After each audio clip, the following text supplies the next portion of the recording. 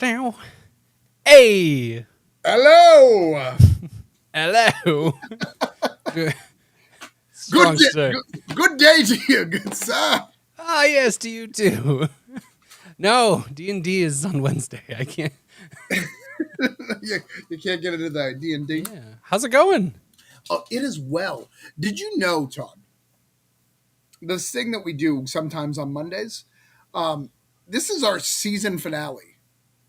It is our season finale. You know what that means? One of us has to die to leave it at a cliffhanger. Ooh, cliffhanger? Yeah, one of us has to get shot. When I go pee, I'm just not going to come back. It's not come back.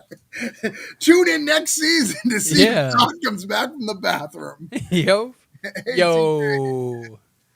Band of Bards is bringing some people. Band of Bards. So tonight, I don't know why they're here tonight, but no idea. No. We're gonna end the season talking to another publisher. Last week we met, talking to the lovely Black Box, Demetrius.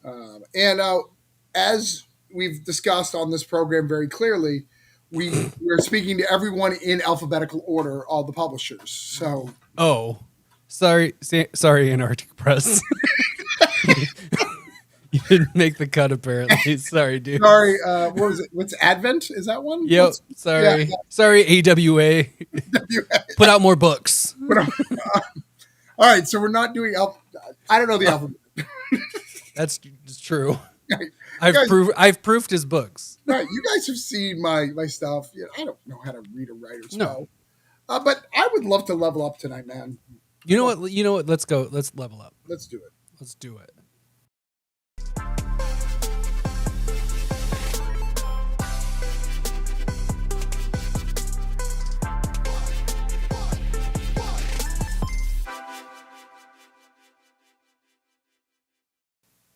Hey.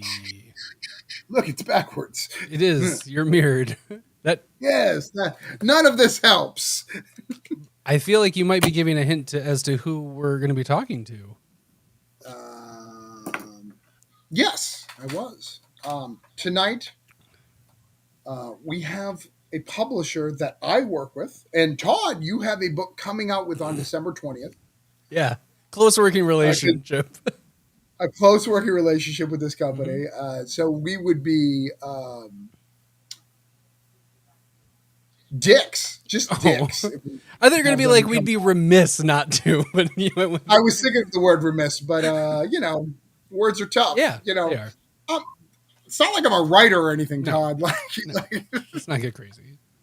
Why is my T always like lowercase? It's really I thought it was, you were like, is cool. So do you want to bring on our lovely guests? Yeah, let's do it. Let's get them in here and start talking to them. Which one do you want to bring on first? Let's see. Let's see who comes on. Yeah.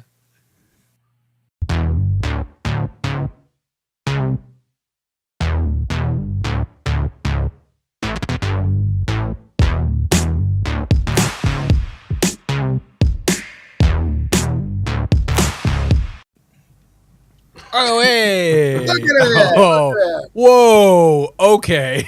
Sorry. I mean, good for you. I'm a Bills fan. I mean, I don't know. Last night was excellent. Yeah, I mean, they sucked for most of the game, and then they got Not true. penalty. No, Are you kidding me? That fadeaway throw Josh Allen made since the last play of the Chiefs got called back, he made the play of the game. Mm-hmm. Okay. All right. The problem was they stopped running in the second half for no reason at all. Right? And then, are you going to go through a table for us? Yeah. I've never been through one, and I'm old. Oh, so you're not a Bills fan then? I mean, not one of those ones. I mean, maybe in my younger years, I probably did at some point. I don't know. There you go. That counts. Is this the thing that Goldberg did? No, like Goldberg. The Bills Mafia. They go through tables. Yeah. Oh, that's true. Yeah. Well, welcome, gentlemen. Yeah, I'm Thanks happy for to be having here. us. We haven't done a show in a long time, so I'm excited to be on your season finale.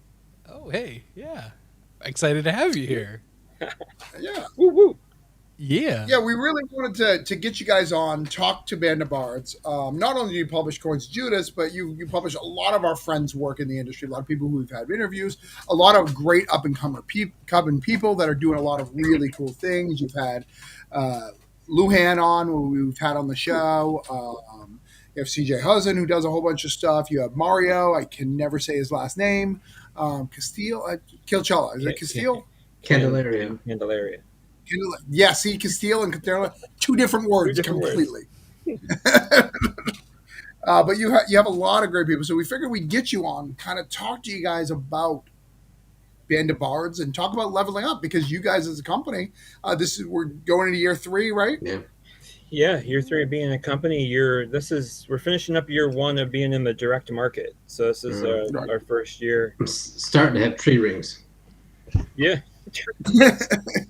I mean, you get those when you start getting into previews.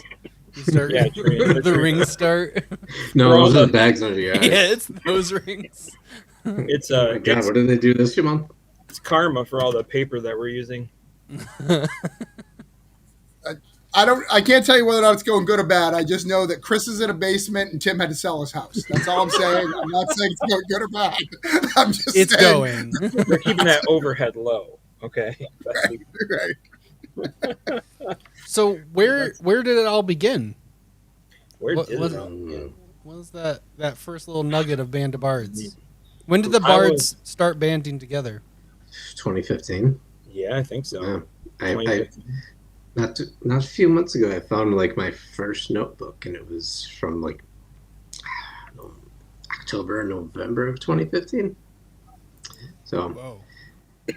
yeah, it was a fermented for a while there, and it started to come together to the end of 2020.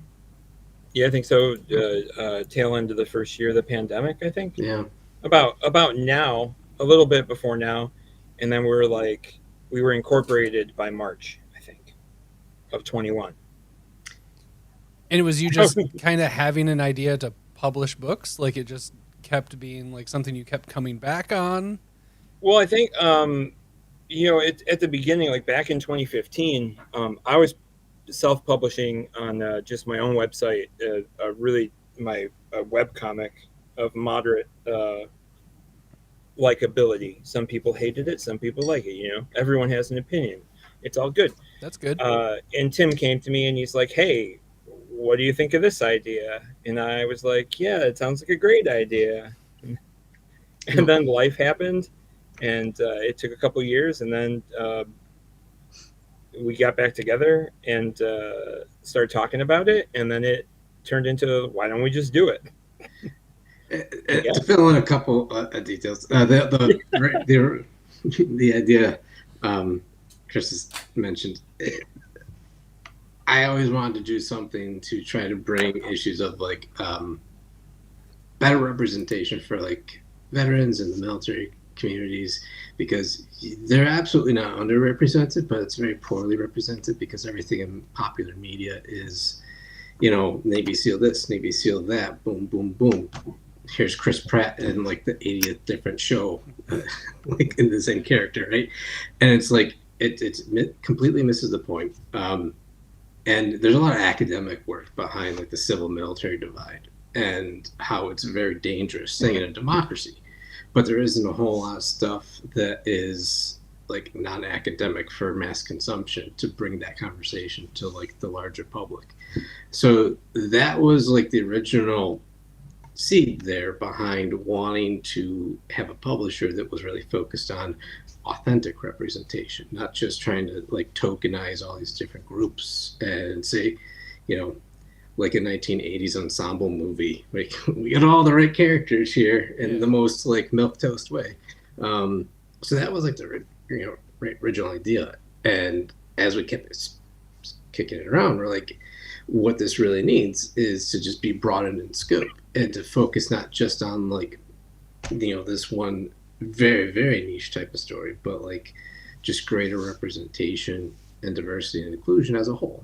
So that's why everything that we publish, it's to advance that goal, whether it be through the creators we're working with, their story, a combination of both. And that's like the heart of it. That's awesome. That's way better love it. explanation than mine. It's basically you both said the same thing. Pretty much, yeah. I mean, there's a short version and a long version, and sometimes you need the short version. We did That's this excellent. and this and this. So, what was the first book that came out of that? Final Gamble. Man. Final Gamble. Yeah. Final Gamble was the first book, but not the first one to come to direct to market, thanks to the hurricane, right? Yeah, Hurricane. We hit like Around every this- roadblock we could. Yeah, around this time last year, was it? Gosh, Yeah, it it was was about this time last year. about a year ago. Our first, I think, 3 months worth of solicits were all backed up because of impacts from the hurricanes down in Florida, and it just setting things all into chaos. But so like Final Gamble and Prospects, which were our first two published via Kickstarter, kind of came out roughly around the same time in the direct market, along with From the Static, which, yeah, I have like one copy of that hanging out down here. Yeah. Yeah, that's an image. We got the There pictures. it is. All the pictures, man. Bang. Hey, Pro- so those are the first three. Yeah, those were the first three we did. We did, that first year before we entered the direct market, and we, put the call out for From the Static. We, the original plan was to, do a Kickstarter before we did anything with it, and then, I don't know, we had a giant, big brain idea to try to get into the direct market first. And, well, I don't know if that was a good idea or not. That was an interesting bit of rapid fire lessons through experience as a young publisher, right? And we started to find out, the difficulties not just in selling any kind of comics, but being a very new publisher and saying, "Hey, comic shop, we got this," which we had to price at like $25 for this in the direct market to have any kind of profitability off of it. Yeah, which, I mean, the show isn't about the economics of comics, and I could take over a conversation for like 6 hours about I that. say it can be because it's about all of it. But that's Foibles. right, and like that's a huge thing. As it's like every week there's a new shop going under, or a new shop that's like has some sort of comments that people are all jumping on, and The discourse has been real this year. yeah, not a whole lot of like just toning down the temperature and trying to understand and piece apart all the different complex things going into what's driving the cost of comics, why people should value them at greater than like $2 or $3. Not just because of all the hard work that goes into them, but like we could really get into the hard dollars and cents of like what it actually costs to produce these things and get them to market and get them into someone's hand at a price that's going to continue to sustain a publisher so they can continue putting those books in your hands. Mm-hmm. So that's like the craziest thing, right? So this thing had to be priced at $25 just to make any kind of, to not lose money off of it selling through a distributor. That's the realities of publishing. And the reality is that that's a very tough thing to sell to a comic shop that is looking at that, and it does. I scratch my head sometimes because people really don't understand that, the different discounts that go through distributors and what the price that the store buys it at, and this, and it's like, so for the price of a store to buy From the Static, they could buy 7 or 8 different, Spider-Mans or Batman comics. Yep. And for us, that's the challenge of like, please buy these books and put them on your shelves. But then the store's like, well, we're all operating on very thin margins and trying to stay in business. So I need to maybe buy 1 or 2 copies, if any, but I'm going to take the money that I would tie up and buy 1 copy of this book, and I'm going to buy 7 Bat books instead that I know are going to sell. And Yeah. that's probably like the best way to sum up what the big challenges as a young publisher, not just for us, but anybody in that stage. For sure. I mean, I working at my LCS, I know like every time he goes with something that's not from the big two, he's he has to be somewhat smart about it, and then it has to be something that is talked about and has to be like he has to introduce it to people because without a name or something that's like recognizing to people, it does become a little bit more work on his end too. Yeah. He usually can make it happen because he'll read it and then be like, I know who will be into this, but then that's extra effort when it's like, well, I know who likes Batman. See, I appreciate that, like the salesman in people or somebody who wants to take the time to get to know an independent creator and the type of book that they're making. I honestly couldn't tell you how many times this year, like I've called and spoken to a store and been told to, F off because they don't deal with indies at all. And it's just like, oh, thank you for that 2 minutes. Appreciate it. My owner's a big 2 guy. Like he's older. So like he like grew up with Silver Age and stuff like that. And what I think is nice is if he just is like, I'm not quite getting this, he'll be like, you read this and hand it to me and be like, let me know if this is anything. And so I appreciate that sensibility. But no, yeah, oh man, I've heard that from more than just you, the whole like, yeah, we don't deal with that. Well, I mean, it's tough. Am I allowed to swear on here? Can I say Yeah, that? fuck yeah. Don't fucking swear. How Chris, I'll fucking just dare you? Man, how many times have we been told to fuck off? There we go. That felt good. I like it. All right, cool. Appreciate it. Oh, like when you get a shop owner who is, who does put that kind of effort and concern into it, like that's really refreshing. And for anybody to stay in business in whatever stage they're at or whatever level they're at in the industry, like it is absolutely a big collaboration. We put a lot of effort in to reach out to retailers to explain to them why they should stock our books, what the big selling points are. We offer, full digital previews for retailers. So get on our list if you're not. But that's what we try to do as a publisher, to make it as simple, easy, and fast for a retailer to know what it is we're trying to sell them and why their customers will like it, right? And to that end, we try to make sure that we're putting outstanding covers on our books. Because it's a good looking book. Yeah. Like I said, if you don't have the big name recognition as a publisher or as the names on the books, you got to have something on that cover that's going to stop that customer in their tracks so they pick it up and flip through it and it doesn't sit stale on that retailer's shelf. And then the retailer's happy. But there's definitely way too many people that hate change, right? That's human nature. But to have a retailer like your boss that wants to get input from younger employees or different employees, like that's awesome. He is nice. I like him. Take it. And every time I've pulled something, he usually grabs I grabbed American Dreams. Sweet. And Coins of Judas, and he was like, "Oh, I'll grab 3 or 4 then." I was like, awesome. Oh, that's nice. Thank you. Well, let's back up just a little bit to talk about a couple of these books. I think they all have great stories attached to them. I know a little bit of them from the grapevine. Well, since we're talking a lot of us from the static, we'll stay there. I know that you guys had an onslaught of submissions for that. How many submissions did you guys give? It was like 250, 250, almost 300, I think. Yeah, that was wild.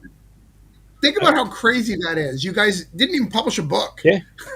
And there's zero track record or thing. Just 2 guys on the internet go, no, we're going to publish a book. And 250 hungry independent creators message you. And people like myself submitted stuff. Jared Lujan, bigger people submitted. Yeah. CJ, people who've done some stuff submitted to your thing. I think that's wild.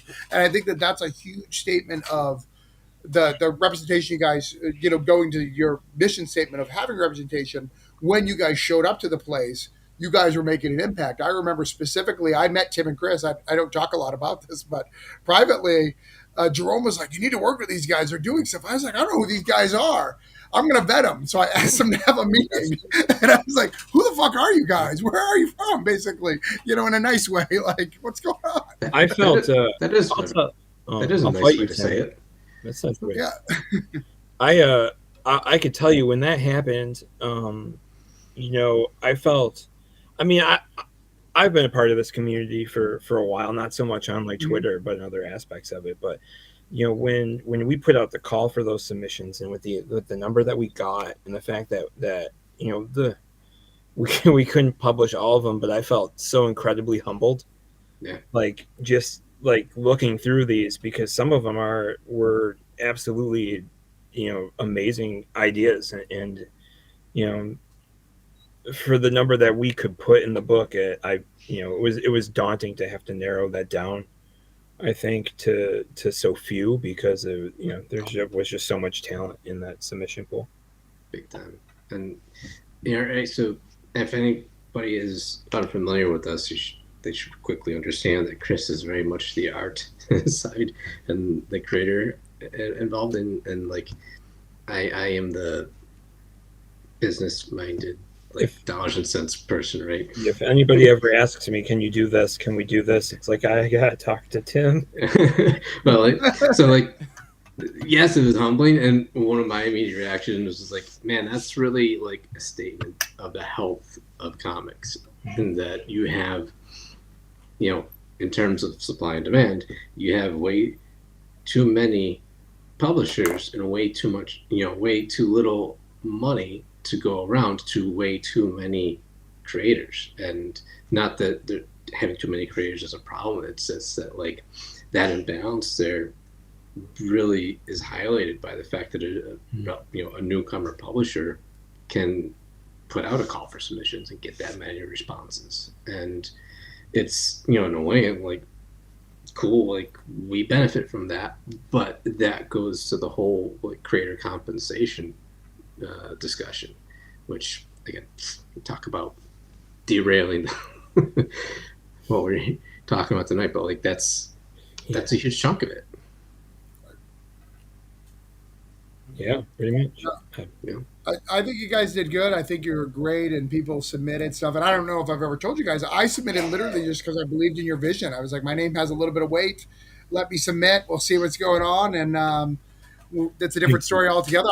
I got declined, which makes it even better. Like I was like, they could really use me. Nah. I love it. I think it's great. That became Coj, didn't it? Coins to Judas, right? Yeah. We'll get to that. We'll get to that. Okay. All right. Oh, wait, I'll be the other one, Final Gamble. Yeah. Not a lot of people know, but people who've been around for probably 5 to 6 years, this is a big return. Everyone, we saw David Pepos moving over, but his artist from Spencer. I love her. Spencer Locke. Thank you. Yeah. Signing on to you guys as one of your first titles was a huge like, oh, look at that. They're doing great and grabbing really indie darlings. Jorge is amazing. I mean, the whole team is, but like that. Yeah. I think Final Gamble from the start, and I don't think we can talk too much about it now, but we've got plans for it. We just got to be patient. I think a lot of being two dudes, trying to organize and run a comic publisher out of your homes during the pandemic, and then out of the pandemic while working day jobs and having families and doing all sorts of other crap. I think I was telling Tim earlier today, I was like, I feel like it's like a simultaneous thing. Like I work my day job and then I work this job, but I only get paid for like one of them. Right. So the other one is just, this one, right? Yeah. No. But I think the one thing that we agreed upon, we knew the lift that was going to be, right? So you're coming into this as two people and saying, this is going to be man hours, and this is going to be time, and this is going to be sleep, and this is going to be all these other things to get this thing off the ground. You have to commit to it. So, what can you do? Just keep pumping away, and eventually, hopefully we get there. It's kind of like starting a punk band when you're 16, and then you've been around so long, playing music. What else is there to do? Exactly. except now it's you're competing with a million other punk bands on the internet, and instead of it being the 80s, and NoFX can just be like, hey, we're going to play a show and now we're going to be famous. Yeah. I don't think that's how it worked, and there were a lot I of don't drugs. think that's how it worked, but there's probably it's basically that. Yeah, it's basically. There were a lot of bands that got thinned out through just like dying though too. So the analogy still holds up with comic industry Kinda, and everything. I mean, not like actual disease, not literal. But Same idea. That's how I cut my teeth out of high school. I went to college for a couple of years. I dropped out, and I got into a van with my friends, and we played shows, and Right. we drove to fucking Chicago and played in a small bar. I think it was called the White Horse Saloon or something, in the back of a Mexican restaurant. It wasn't even a Mexican restaurant. It was a small, you walk in the front door, and to the left was the person you ordered from, who shouts back to the kitchen, cook this, but you walk through this little takeout place, and then it's a full-fledged bar, with a stage in the back, and there's a dude playing a child's keyboard as part of their show. That's it was fucking wild. fun. It was wild fucking times. That's awesome. But then getting paid $10 and having to drive to Indiana and sleep in a parking lot. Mm-hmm. So I recently went to see Henry Rollins, and he talked about the success of Black Flag, and he talked about he's reason why Black Flag worked is he's we would just play everywhere. Yeah. Everyone thought we were their local band because we played at their bar so often. Yeah. He's I was back in Florida in 6 months playing, because we had just traveled and we had gone up and down the East Coast all the way to California and made sure we're back. And it's not like we had the money for plane fights or anything. We just drove to the next place and did the next show, and that he's that's the secret of our success. And everyone just thought, we have to support our local band, and we just got that local support everywhere we went until we're I don't think they're local. National local support. That's kind of it, though.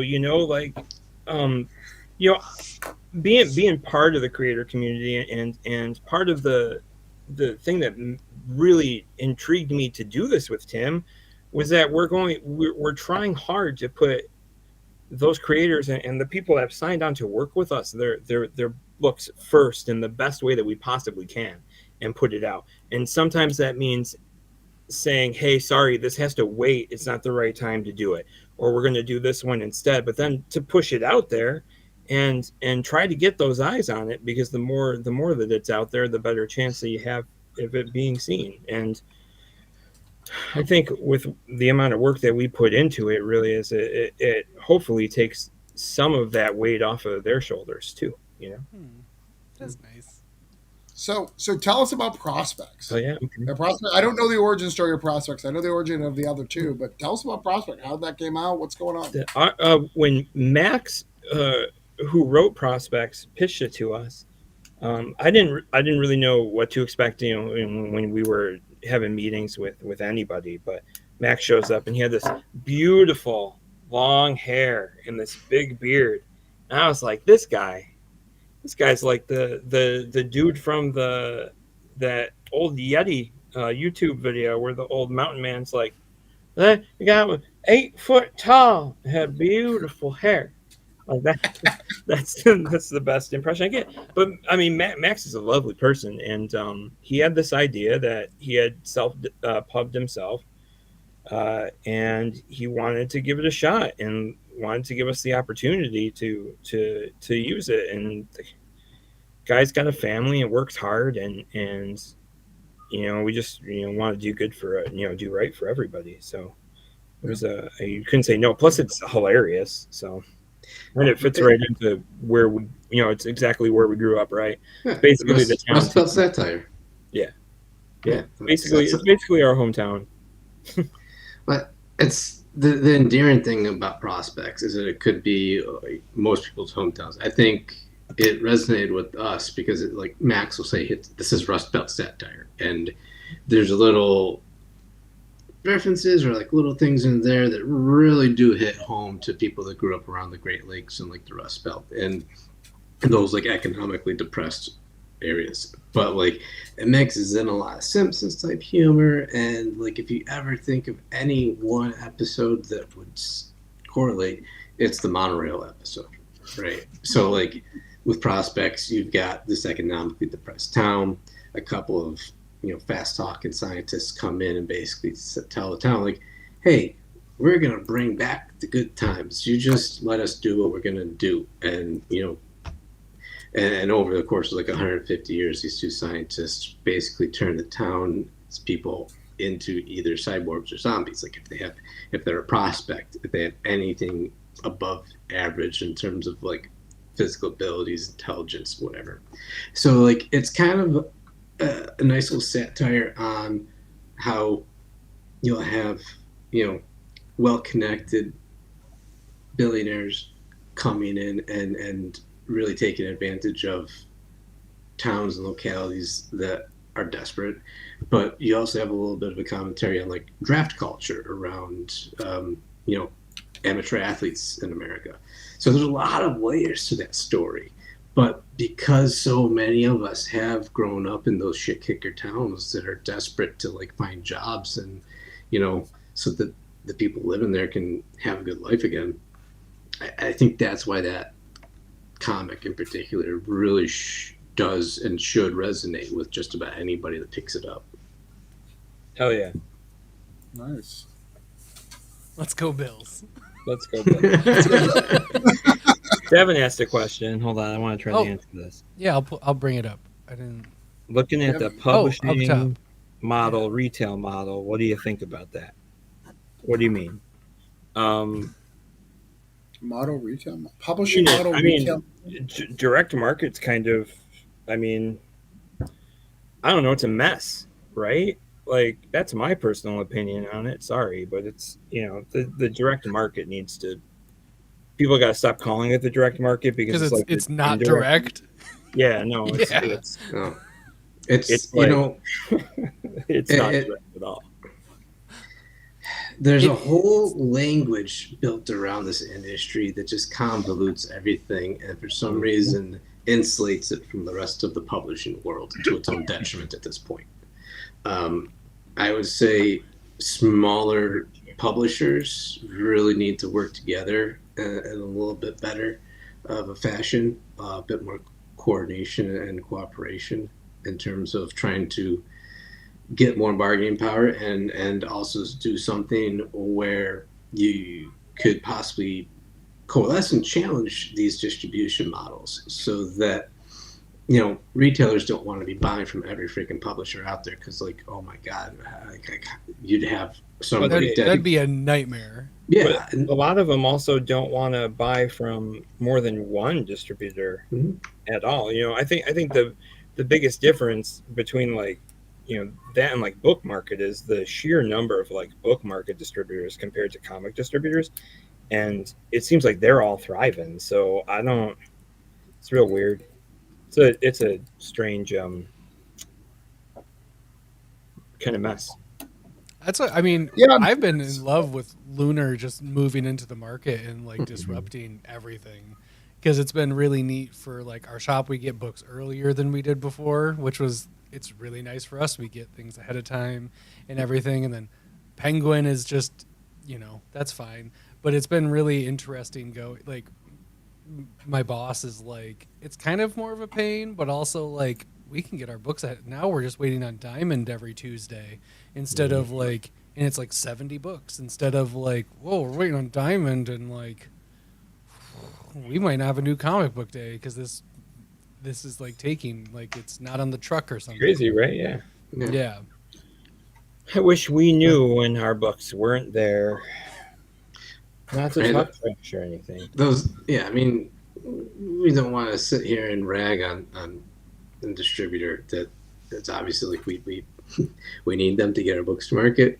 but like there's all these quirky things that Yeah, it's a lot quirky. When a book gets delayed, we aren't necessarily told that it is being delayed. So then we're finding out through social media or through refreshing previous website. I'm like, oh, that would have been nice to know, so that we could have not looked like assholes.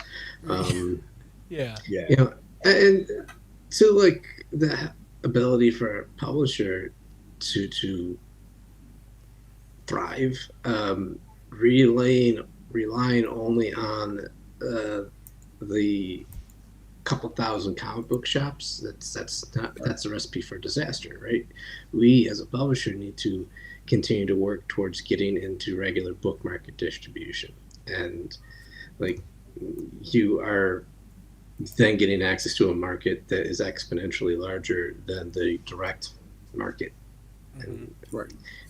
So then there's a balance, because your comic shops are the lifeblood of the industry, and as a publisher, we love them, right? And you have to respect them. And at the same time, having the perspective that like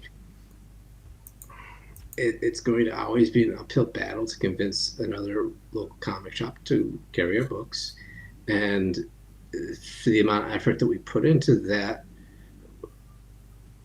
getting access to the book market and putting that, shifting some of that effort over there could have much greater returns. So like, you don't want to abandon the comic shops, but at the same time, we need to find a large number of retailers and level up. It's tricky. Yeah. So how does the direct market level up? That's a fun question. Oh man, No. I have thoughts on this.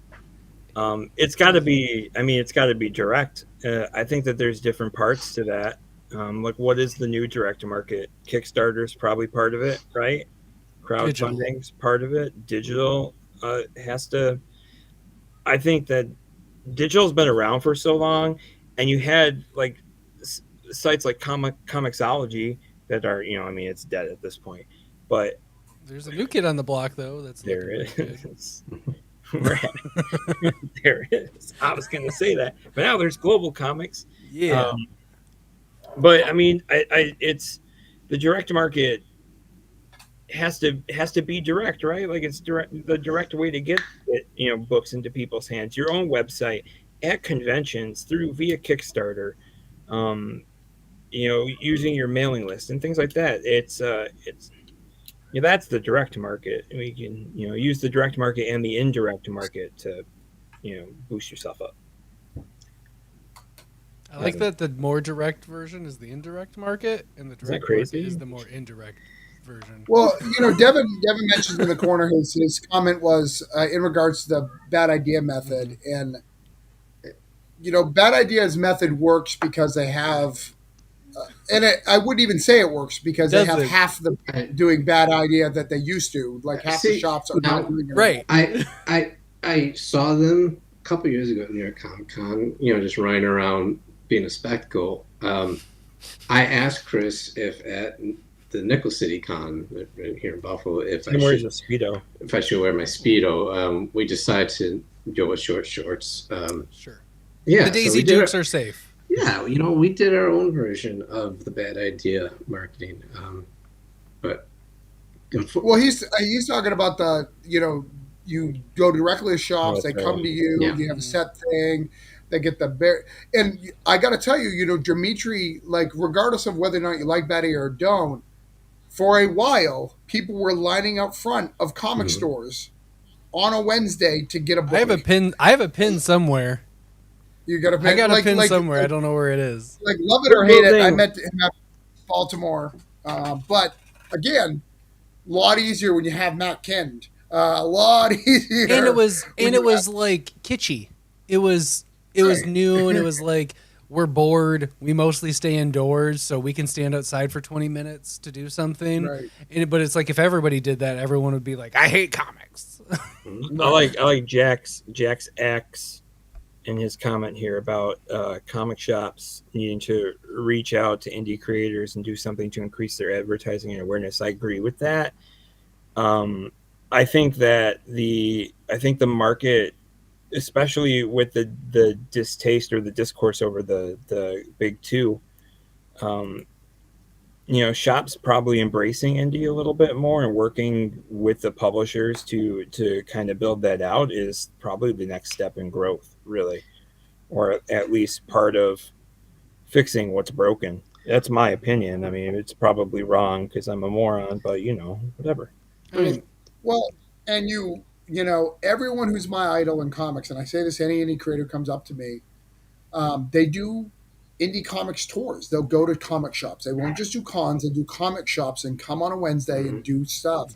You need to be known in local comic shops first if you want to make a name for yourself outside. So I think a lot of it's a creators because I'm going to be honest, there's not a lot of people who do comic shop appearances. They just don't. You know what my first interaction with a shop owner was? What's that? I called the shop about prospects, and they told me to fuck off. Sure. I mean, I think the big issue with this and like what you're saying is like the shops need to reach out.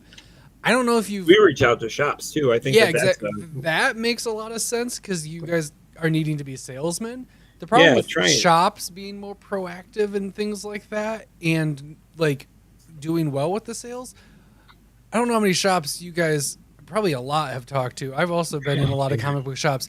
It's filled with a lot of introverted people who really like comic books, and that I don't think is talked about enough, that like introversion is a default in a lot of comic book environments. And that if you take two introverts here that started a publisher and they tried to reach out to comic shops, is extra difficult. It's a difficult part. There's a big mix though, right? And that there's so many other things. I saw a comic shop in Pittsburgh tweeting about like all the crazy administrative stuff that they were trying to do, and how I forget which distributor they were complaining about, but like basically the website was down, so they couldn't get stuff through. I was maybe like a pull box thing, so that they couldn't update the data in that. So that he was having to go home and in the evening on his own personal time having to go and do that stuff so that his customers get it. And like and he specifically said, so this right here, publishers, is why the comic shops don't have time to. I'm like, and I get that, but like at the same time, you've got to know your products, and there has to be some sort of like middle ground there where like, no, it's not completely on any single party to get these things sold, but you can't also just throw stuff up on a shelf and sit back like the dude, like the guy from The Simpsons, and just expect things to fly off the shelves. Like, worst comic ever. Right? I think trying to bridge the gap and try to get those shops to order direct from retailers is a high mountain to climb, because that's more work that they need to do.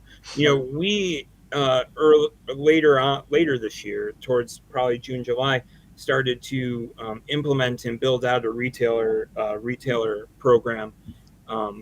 We reach out to the individual shops. This is what we have available in previews. You can choose to order from them. If you went with us and you bought from us, our discount's 50% instead of what's whatever. And free shipping, and if you need to make returns, if you get something that doesn't sell, we'll exchange it. Shipping is exact cost, not free. Exact cost, not free. Cool.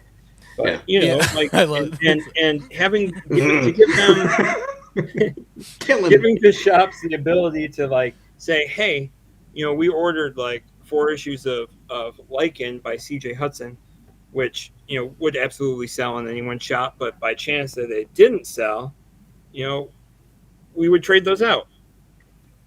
Lycan was sold out for a long time. Yeah. I'll say, I don't know how your sledding is going with that, but my owner has done that a few times, and it keeps being a shit show. It works well in the beginning, and then he's like, every time he goes, I'm never doing this again. Because it keeps being like, I'm seeing posts on this that they already have the books and I don't have them here, or like this happened and this happened, and it keeps being a thing. So it's crazy, which is really unfortunate. I feel like it's like the whole like you guys had a responsibility. You decided to do this, and now you're like setting a bad example. I think because it just sucks. Because he loved the, like, if he can get him for cheaper, he was willing to get more of it and like take a bigger shot at it. Yeah. So what was after that? Was American Dreams next? Is American Dreams next? Yeah. So we got we got your first 3 books out. What was the next books on the list? Oh shit. I thought we were just getting more industry with this interview, but we can talk we are going to get more. I want to do a little bit of both and go back, dip back and forth. Is it American Dreams? You mean this book? That's a really great question. Yeah, we had a big month to start off 2023. We had, that's a pretty cover. Let's see, in shops this past January were Final Gamble 2, Hush Ronin, Bro D, which was a big magazine size. Oh, Hush Ronin. Yeah. Coins of Judas #1 and Vidya 1.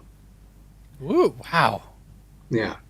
Okay. And that was a big month. It was. And we pushed our limits, and I think we found some limits, which is good. Certainly did. Yeah.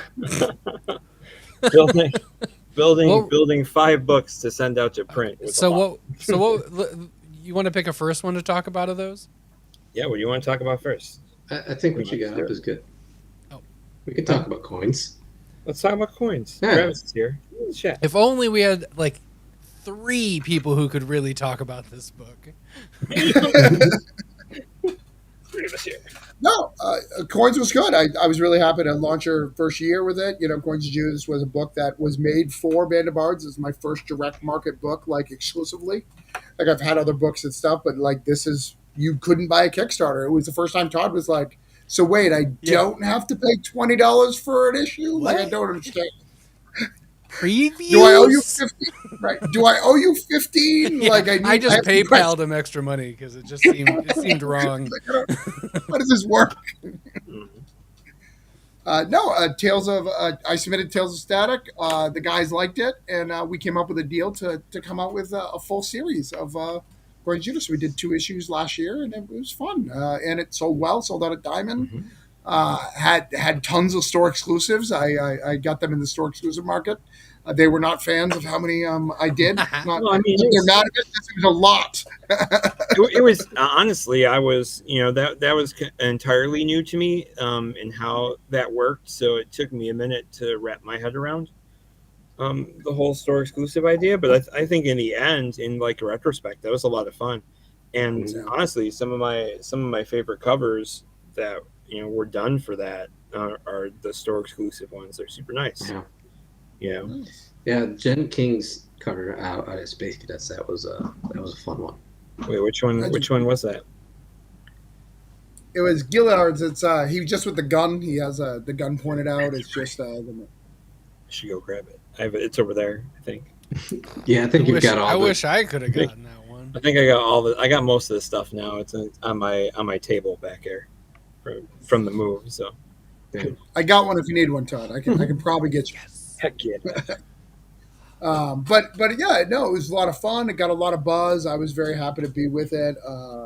Creating the book and creating a new universe, a new fun universe. I mean, I even made a Hey, look at that! It looks like this. It looks just like that. Yeah. Like that. Whoa! It's crazy. Isn't that the cover? That's the cover, right? That is a cover. That's cover A. That's we got Stan Yak to do a cover, which was really cool. Stan Yak killed it on those covers, Yeah. And we got a lot of great buzz. I think we got a lot of great buzz for the book. I think it did really well, and people have been asking for more, and we'll get some more next year. But I think it's good. I think it was. Is the double issue dropping next month, Tim? oh god. Oh god! I need the big spread. I have. Where's my spreadsheet? Yeah, pretty much, right? What is gonna? Well, I don't know the dates, but I can tell you guys a little bit of the plan of the future. So for people who are watching this 4 Coins Judas, not that that's the goal. What month is it? It is December. No, it's December. All right. So the coins really freak them out and say it's March. Yeah, the double issue is going to be in previews in January. So it's going to be which is the first 2 books to catch everybody up that might have missed it. Oh, okay. So it's 1 and 2 together. Yeah. Yep. Neat. So that's cool. It'll be in shops in March, and Do we have a that cover? will be the same month that the Gambler #1 is being solicited. So, we're trying to do that for the shops so that maybe had some customers that missed out on it. They really liked it. They want to get caught up again. At the same time, like, hey, if you liked this, guess what, bud? The very next installment is available to be pre-ordered right now. So Nice. we have kind of taken a different approach to that standard solicitation cycle with anything that is typically broken down to like a monthly kind of release, and that we like to have a gap month between the solicitation of #1 and #2. Mhm. So that way, when #1 is in the stores, #2 is still available. And you can still in order previews. it. Yeah. Right. So when you order 4 for the shop, and it's like, oh, they all left, and I had a couple people who wanted it, they can actually order the proper amount for the next and one. It's nice. The whole thinking is that, like, to me, as I try to put myself in the shoes of a retailer, I'm like, how are you asking me if something is, say, like a 5-issue, month after month after month? How are you going to ask me to order #1, #2, and #3 before I even have the first issue in the shop to gauge how my customers like it? Yep. So our hope is that doing this little, gap month is something that'll help retailers. Yeah, and it gives you that time to introduce new people if you still have a couple. Yeah. But wait, there's more. Call this number. I don't have numbers to flash. We also decided that I have a very good Kickstarter market that really want this book, and they have no interest in going to stores. So we are gonna in March try it out. We're gonna do the Gambler. We're gonna do the full run with exclusive covers for all 4 for Kickstarter to get everyone who haven't got it. So there'll be exclusive covers for that. So it'll be all 4. Then you can get the retail covers as well. So that'll be really cool. So that'll have the Gambler in the first one. We're going to do all that and see how that works to try to get both audiences. So if you're interested in this book, we're going to hit you from every aspect. You can buy this book. We've done Band of Bards has done in Orange Code have partnered to do everything we can in every market you want. It's also going to be on Global Comics very, very soon when we're finished. The Gambler is going to be there. So if you want to read this book, we have done everything we can besides delivering it and delivering it to you. No excuses. To what Chris's point earlier was about, like, what really constitutes a direct market. I think that is really what is a direct market this time, right? It coalesces all of them together, so it's going to be really exciting and fun to see how that all pans out. Listen, I put my cool shades back on because I'm going to level with you right now. This whole idea about Band of Bards was an experiment. It's still an experiment, and 3 years in and 1 year into the 1 year into the direct market stuff, it's still an experiment, man. So we're just going to keep going and try new things, because how do you change how an industry works if you keep doing the same stuff that the industry has always done? But that's the advantage of being a newcomer, is that you do have low expectations in terms of, like, not. And we have very low. Not like that, right? You don't have a lot of people expecting you to, like, oh, this is what they're supposed to do. You do this, this, and this. So, like, if you do, imagine if Marvel did a massive change up to how they do the normal practices. It would be awesome. Like, my brains would melt, right? They would. They can't. But us as a new publisher, we've been able to pretty much see and observe how things have gone through the distributor, through Diamond, over these past 12 plus months, and every 3 months or so we've made little adjustments here and there to try to like, okay, that really didn't fucking work at all, we need to change that up. Or, like, this was good but could be better if we did this. And as that's the benefits of being newer, and that by doing those little changes, it's not like you're able to zig and zag. Yeah, it's not like throwing off customers and longtime fans. They're like, oh man, I loved how they did this. Why are they changing? This isn't the way you did it back in the day. Yeah, it's like, dude, that was in March. And guess what? We're gonna fuck up too. We fucked up so many times this last year. Like, So have the big Sorry, two. If it it should, happened. I mean, like that's just like doing stuff. yeah, Are you know? people trying to get like We could play it safe something and put out the happening? same shit over and over and over again, but instead, and I think we catch some flack for it, but instead of like focusing on like one genre, we've got a bunch of genres. We got we're taking a little bit from everywhere, and some. I don't know. Some people might not like it. Some people make fun of us, but in the end, we get to fuck up if we want to fuck up. That's weird. People suck. What? Yeah. Just don't like if you. Oh, you're doing that. Just who cares? But we're human too, right? We're just two comic book nerds trying to that are in this community and just want to try to do good for everybody. So Nice. that's what it's kind of always been. But we're gonna make mistakes too. We're not absolved from that or criticism. By the way, you can criticize us if you'd like. It's fine. I like to Criticism's think of myself good. more of a geek than a nerd. Thank you. Sorry. Oh, but you just I think the fact that you were like accessing spreadsheets earlier, That's pretty nerdy. You're treading a line. See, no, I just You might be a neek. I just finished up Erotic. Chuck Klosterman's book, The 90s, and he actually goes into pretty good detail about the very subtle nuances between a geek and a nerd. And I have a bad memory, so I can't recite it, but Yas geek. yes. That's Tim, I'm with you. I'm offended by the word nerd. I'm a huge nerd, but that's fine. I'm a geek. Yas I am geek, not a Yas nerd. It's all good. We can all be geeks and nerds.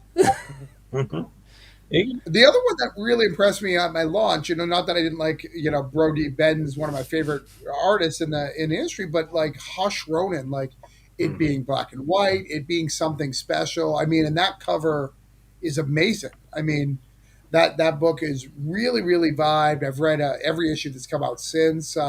They've done. We're on the third coming up, right? Yeah. Jeremiah's working on the third. Jeremiah's got a bunch of projects. It was supposed to. We were supposed to solicit already, but we had to give him some more time. I think that because he's got a bunch of stuff happening, which is really good for him. And that can throw some traditional kinds of releases off. But one of the strengths to Hush Ronan is that they don't necessarily they string together, but in a looser fashion. Where like if you have a giant gap, or like you've only coming to number 3, you haven't seen the other 2, it doesn't matter. You can pick it up and enjoy it. That's cool. That's nice because he keeps mentioning it. So. I had an opinion about a year ago, like the beginning of this whole trip into traditional comic book distribution, and I made a comment about comics having like an expiration date, right? And how absolutely like ridiculous the idea of that is, because someone like any creator like Travis put so much work into something that he makes. It's hard to think that you get to only solicit it like once, to comic shops, and then it's just kind of like, oh well, it already happened. We don't care about it anymore. Like that's crazy, right? It is weird. Like so, I think another part of why book market is so important to us is once we get these single issues into like a trade format, it's it extends that life past the original 2000 shops. As soon as you put a spine on it, as soon as it's square bound, it's all of a sudden timeless. Yeah, which is weird, right? Like, how is a floppy not timeless? It is weird. Well, that goes back to people devaluing the medium. Yeah, that's true. Because it makes it's for some reason cheaper, even though it's not. Like, yeah, it's.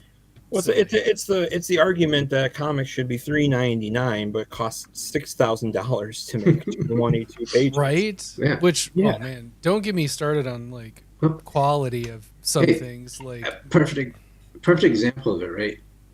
I loved the IDW Transformers series that they were putting out.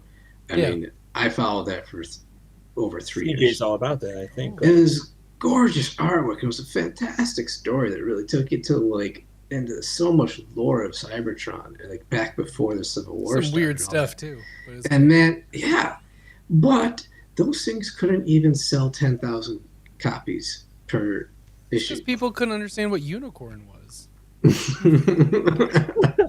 Right? this So giant like, thing called if something unicorn? that good though can't, is You can't struggling do to it. crack the like 8,000-9,000 Because once you get to copies those numbers too, it's like, can I just start reading now? Mm-hmm. That too, right? And that's part of the problem with like those ongoing series. But yeah, it's just it's so many good stories out there that It's a gorgeous book. don't get the recognition that they deserve. Um, Oh yeah, Sure. 100%. And it's one of those things where it's like I make fun of Marvel because like they've already rebooted She-Hulk with like, even though they didn't, it's another number Right. one, and I'm like, I get it. With the same creative team. Same creative team. You need to have read the last like 15 issues to really get it. But it's a number one because now it's sensational She-Hulk, and it's like, I'm like, that's really stupid. But I'm also like, we sold more sensational She-Hulk number ones than we did She-Hulk 15s. So it's like, Yeah, but was that just because of the Adam Hughes cover? You put Adam no, Hughes on a that cover. actually came out a week later. So we Okay, sold right, more right. the week one, and then we basically sold the same amount because people just bought Oh, it again Wow. with the Adam Hughes cover. Why? so, and some of that goes It back was to quite like, the cover. the gimmicky things It was good. in comics, and I think that's something that Chris and I decided early on that like we don't want to follow those formulas, right? Yeah. We like the shorter term series, right? Something, and to that extent, we've even taken maybe something that's going to be 5 individual issues and shorten it up even more by trying to condense stuff into double issues. That, for one thing, you're talking about a shorter timeline of marketing efforts, which benefits the publisher, benefits the creators, it benefits the stores too, right? And by doing these double issues, we're able to put something, product that for us is more sustainable, for a comic store is going to get you more money for that, very precious space on the shelf. And for the individual reader, you're getting way more bang for your buck in terms of how much content you're getting for the price. So like, yes, our double issues are going for like $6, $7, $8, some of them 10, right? But you're getting way more out of it. 48 pages? That ranges, right? Like Chris Depending held on up what the Cauldron, first- and I think that was like 36. Sure. So it just Right. depends on the first couple. Yeah. Hush Ronin butts up to like 60 pages. There you go. I think the Yeah. second one was closer to 60, something Yeah. like that. And then something like Grammatilli's Helltech Mech, right? It's a 3 issue. Hey. So like we can still do your normal single issue floppies with a short series like that. But once you get to 4 or 5, yeah, that's such a wild concept, and I love It's such a good book. It is. It's funny as hell. Which Dakota's no pun intended. Dakota, who wrote it's a great interview too. I just listened Yeah. to him on Comic Book Yeti, and it's a really great interview. So if you guys are looking to have somebody on, We If you do haven't- talk Yeah, to Dakota's comic on our book list people back here. sometimes. hell yeah, hell yeah, I like it. Between that and the Toy Maker book that comes out this Yeah, year. Def comes the toy maker. Yeah, Toy Maker. I'd say Dakota leveled up. Yeah, he's level up. Everyone's leveling up. I'm So happy what's- to see it too. What's the premise of Grammatilli's? Because Travis essentially went, it's really good and it's totally up your alley, so you should get it. So I'm already going to get it because he gave me a recommendation last week, and I've nice. already ordered it. So It's a a book from 2011 because Travis told me I'd like it. So I'm gonna it's check about a this one out grandma too. named Tilly. Sure. Okay. So There it's you go. what's on the tin. Got it. He All breaks- right. She busts her controller and she's got to go get a new one for Double XP weekend. Sure. Duh. And she gets into the ride to go to the store, and it ends up being a fucking kaiju mech from hell made out Okay. of meat. Yeah, the health. You guys are Yeah. retreading this cliche? No It's original amazing. content here. Jeez. Man. It's I'll it's read that for the crazy 5th time. funny. No, that sounds awesome. That is totally up my Yeah. alley. That sounds weird and Great book. amazing. Yeah, And the art, Lana Lloyd, is amazing. I actually, it breaks my heart right now. If anybody's listening to this and needs an artist, she's looking for work. So please, give her work. Get it. But she's looking for stuff, and she's got such a unique style. There's nobody like. Is like it her that. cover on there too? Is that the art style? Yeah. That's a whole interior and. So this is what Lane, you can. Lloyd. Because Lloyd, I love this art on the cover so much. Yep. It looks great. Same as the interior. Yep. Amazing. Lane has such a unique art style, and I said when we got this right, like this is going to be a book that people either love or hate because they're going to see their art and it's going to resonate with them, or they're going to be like, "What the fuck?" And like, all right, cool. Yeah. Like, but why keep putting out the same conventional stuff over and over and over again? Like people, like it's a unique style, but it's really fucking good art. So like, Yeah. Lane It's deserves the to have whole it. book. It's the whole book. It's My beautiful. My favorite thing about this too is the way it printed and the color tones in here, which Lane also did. Like it comes out to looking a lot like older newsprint. I was gonna say it looks vintage, but on your guys' quality of paper. Yeah, we always do a really good thick 80-pound cover and some really nice uncoated 60-pound interiors for all the. Dude, your guys' GSM is excellent. Thank you. Since I grabbed, I think because American Dreams was before Coins, right? Yes. No, was it the other way? Yeah. Or yeah. Whichever way. I American- remember because American. Yep. Because coin. Yeah. So I remember grabbing Coins and going like, oh, they did Travis real well, and then I grabbed American Dreams. I was like, oh, they do comics real well. Got it. I appreciate that. I think. Yeah. I think Tim can appreciate that. It was his. I have fussed over so many paper samples and trying to figure out like what is going to be the right cost effective, but stand up very well. Because man, I have picked up so many other comics that are basically printed on toilet paper and ripped them and stuff, and it just. Oh, you've read Marvel books? Listen, I didn't know you've bought Marvel trades too. That's cool. I will ask as a retailer. Are we supposed to take the paper off before we sell it? Jesus fucking Christ. This thing. I was like, I bet he's been asked this 1,000 times. They started putting instructions on it. I saw that. Yeah, I saw that after the second one. I was like, oh, it says to take it off.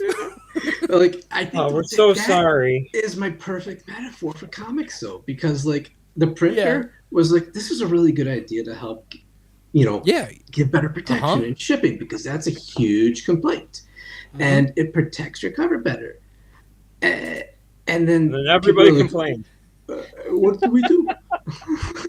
I still have my American Dreams in it because I was like, they didn't take it off, and I bag them, so I'm like, I have a complete set. It popped in? I thought originally. Someone had sent us a picture of American Dreams on the shelf, and I think it was at like Midtown Comics in New York or something, and it just had a white cover. I was like, wait, did they fuck that up and misprint it? We did a full sketch cover? What? Yeah. People have asked that. No trade dress? All white, no logo. No trade dress, just white. No trade dress. My favorite was a picture of a retailer that put it on their shelf. I have no idea who, but like, they took a Sharpie and they wrote the title. I think it was for Final Gamble 3, and they wrote Final Gamble 3 on the white instead of just tearing the thing off. I love it, and it's like It's like, I hope that doesn't. You used a non-bleed Sharpie, right? Yeah, right. Yeah. Sharpie. Yeah. It's just it's been a year of lessons learned for real. That's yeah. Oh, the Milwaukee. Yeah. When I'm having a really slow day, it comes in handy. Yeah. Oh, that's the red thing you were holding before it started. Got it. No, but when I'm shipping stuff and I have to like cross off barcodes and stuff, because I absolutely will reuse every box and piece of packaging we get for one thing. Because like, why waste the money more? But also like, it is environmentally sound. Yeah, exactly. It's reduce, reuse, and then recycle. So like, there's a big box over here, Travis. That's that's the comps of holiday spirits coming to you. So Ooh. I'm not as Yeah. excited about that as I normally am because they're all copies that go to all the creators. So I got to go one at a time. Like that's just a lot of mail for me. That's Yeah. not fun. Yeah. Ooh, Mail's got a pain in my sketch done existence, on a too. Lycan white cover. It's a cover on a cover. That's Yeah. bad. See, that's what I told people to do. It's Get a pretty sketch great. cover done on it, and you got 2 covers. You know? Can I get? Maybe I'll send my American Dreams to Daniel and be like, have "Can a you?" sketch on it. Yeah, Do a little sketch, sign it. it's the writer remark. Well, Yeah. that's CJ had 2 books Yeah, with with you like that. guys. He did Vigia, which was in the first run, or issued 1 through 3. And if you guys don't know, 4 and 5 is available on the website, Yep. so you can read the whole thing. I read it. I love it. I think it's a great book. Vigia is going to be is actually getting relaunched. It's going to be in previews again in February with new covers. That was and straight apologies. I've already told CJ I'm sorry a bunch of times, but that was a decision that I think we had to make because we were there was a weird situation with that, so we decided to take it back to the drawing board and then bring it back this year to give it a fresh start. And Yeah, I think you need to explain a little bit what happened, Chris. I don't want to talk for you guys. So what happened with Vigia? What's going on? That you guys want to share from your words? I think that we just got to issue 3 and it kind of the sales just disappeared on it. Not entirely sure why. It wasn't for lack of trying, that's for sure, because we had the marketing behind it and we were supporting it. But it's kind of like it's like that first direct market lesson where I was like, oh man, this is going to be great because it's a 5-issue book and it's just going to it's a great book, by the way, not tooting my own horn and floating CJ's ego, since I know he's watching, I can see it. But it I think it's a good book. absolutely deserved better, and I think that it just kind of I can't. it was a victim of the industry environment this year. Yeah. And we didn't want to push through just for the sake of pushing through. Like, it's a book that deserves to have a much greater audience and to reach more readers. So at the same time that was going on, we were about in our first 3-month kind of review of our distribution operations, and I was kicking around the idea of do we do what do we think about these double issue scheme, right? And this was kind of like call it a scheme. A dirty rotten scheme to get everybody else a little bit better deal out of it all. But this is something where it fits very well to that as a 5-issue, with the first issue, which is 36 pages, 32 or 36. Yeah, so the first one's already a bit oversized. So we had all these variant covers done, and we're like, all right, we still got 3 variant covers left in the hole. We could come back, relaunch number 1 with a fresh cover by Rio Burton. Absolutely love Rio. Actually have some Rio comics right here. The West. Awesome. Yes, it's gorgeous stuff. So we can do that and then come back with a 2-3 double issue with its own new cover, and a 4-5 double issue to wrap it up with its own unique cover that nobody has seen yet in the direct market. Yeah. And at the same time, we can still sell in limited numbers the series as its individual issues for all the collectors out there who want that still. So just because in the direct market we are kind of changing things up and getting away from something that collectors would want, we're able to kind of turn around and still do the individual issues, but they can be something that is much more geared towards collectors, and that it's something you can only get through the Bard shop, and they're in limited numbers, so you do have the scarcity that you are guaranteed. Because that's a big thing in the direct market, is that nobody's really sure about print run numbers. Well, we can tell you with our individual issues that we put out of the Bard shop how many it will be printed, so you better get there, right? Because they're generally going to be somewhere between 100 or 250, right? And I think in the future we're going to just put them, like, actually have them individually numbered as well, which is another thing being, so we're dedicating those specifically for the collectors out there. And then after you do that, you can still put out the trade. So, like, we're doing things a little bit that might seem like a radical departure from the norm, but we're still trying to serve all those different segments out there as well. No, I think that's a great solution, right? It's leveling up. It's taking.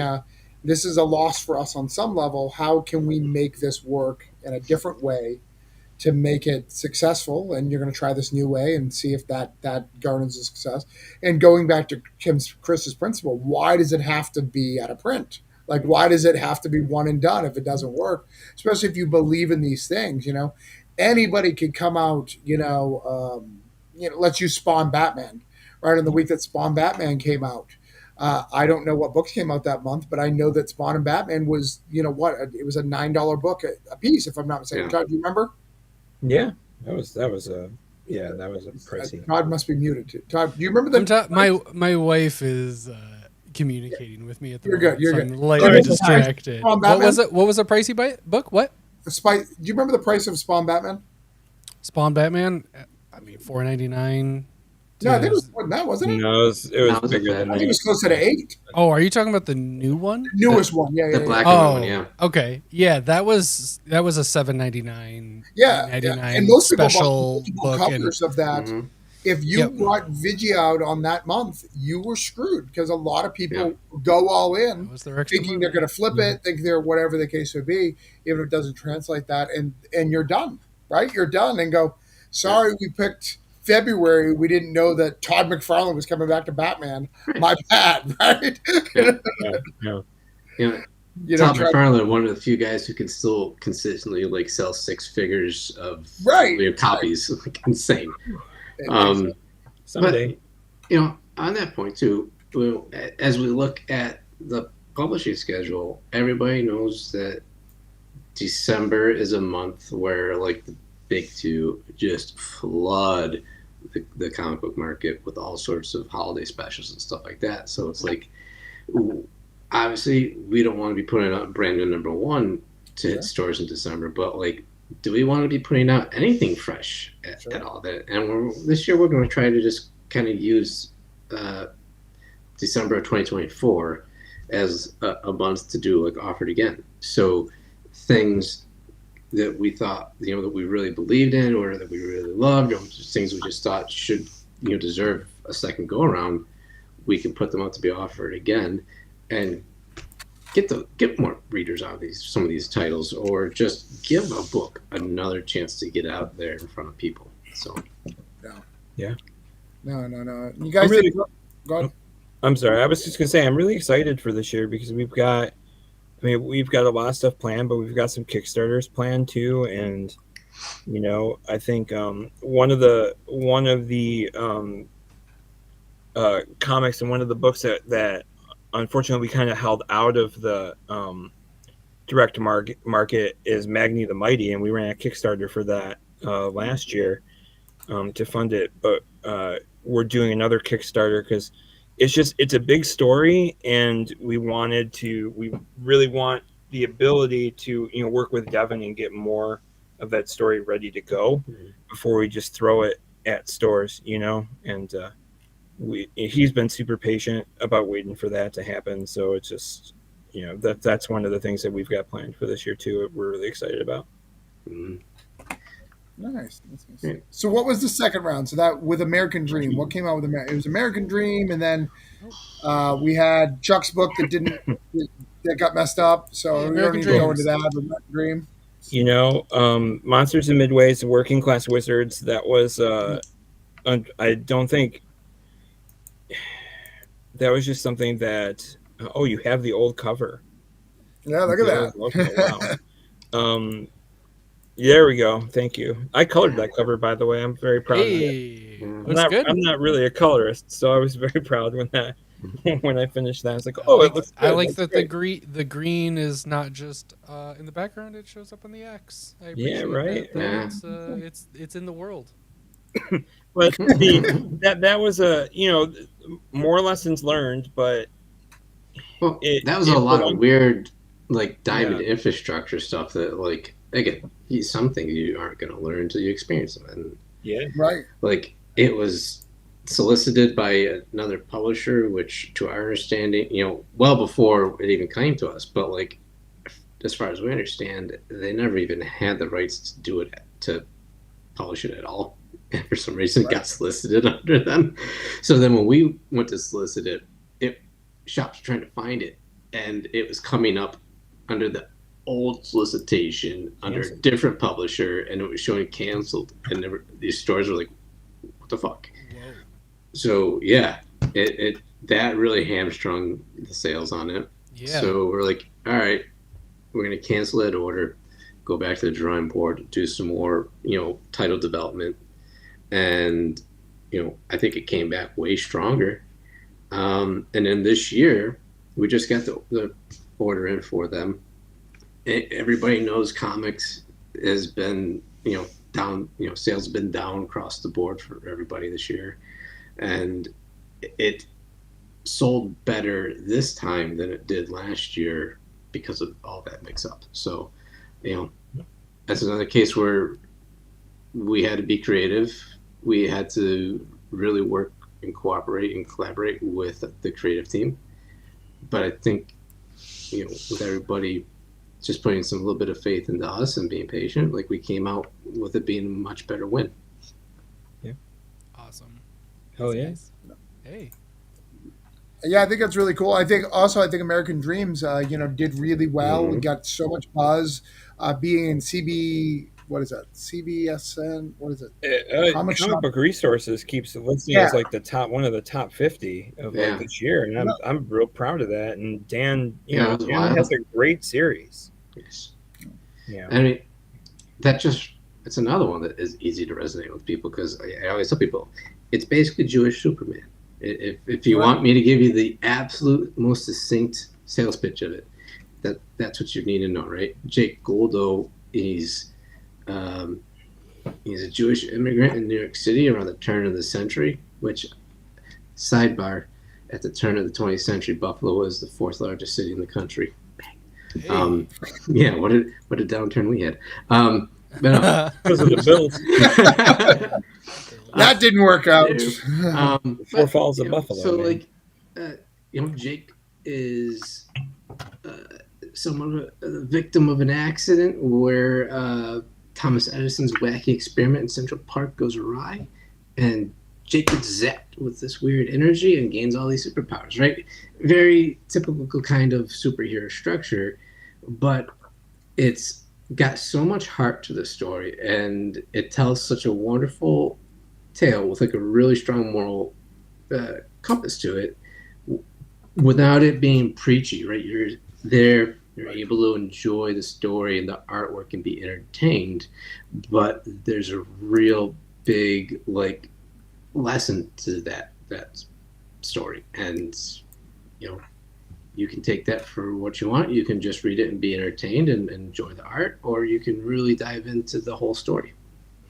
Hell yeah. It's really good. I Thank like it a you. lot. Yeah, Yeah. Thank you. I did too. I feel like the weird thing about being an indie publisher and in the position that we're in is that like all these books that we're getting the opportunity to put out, we do really like a lot. Mhm. Another story that came out of from the Static was C.J. Hudson's Cauldron, right? And that one was in the book, but I said to CJ, I'm like, do you have any more story for this character? And we got a book. Yeah. With That's more story awesome. from that character, just like Coins of Judas turned into a series, and I think the huge thing about this is that like the art's just like Gonzalez's art is absolutely amazing in this book, and I need more people to see it. Just need more people to see it.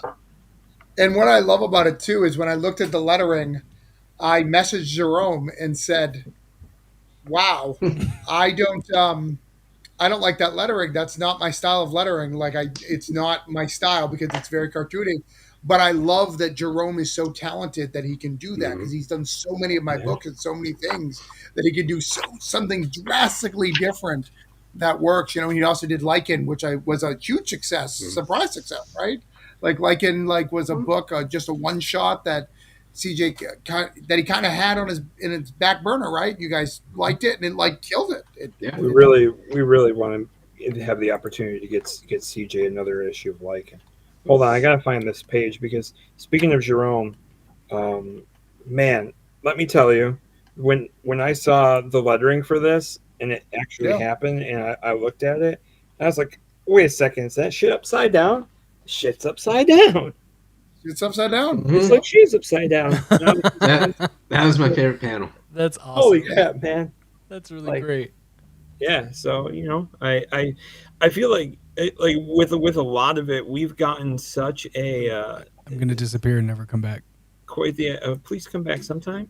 The opportunity to meet and work with so many awesome people too, through you we met Jerome and he's got a bunch of stuff with us now at this point, and I'm really grateful that we've gotten this opportunity because it's that's me being emo. So emo. Well, I want to talk a little bit. I'm sure Todd has a graphic, but let's talk a little bit about you've got, unlike normal comic publishers, you guys are not just a comic publisher, you're a book publisher. You did a couple of books. Oh yeah. Hold on. Where are they? I've got muted. Yeah, send me some books. Let's talk about some books.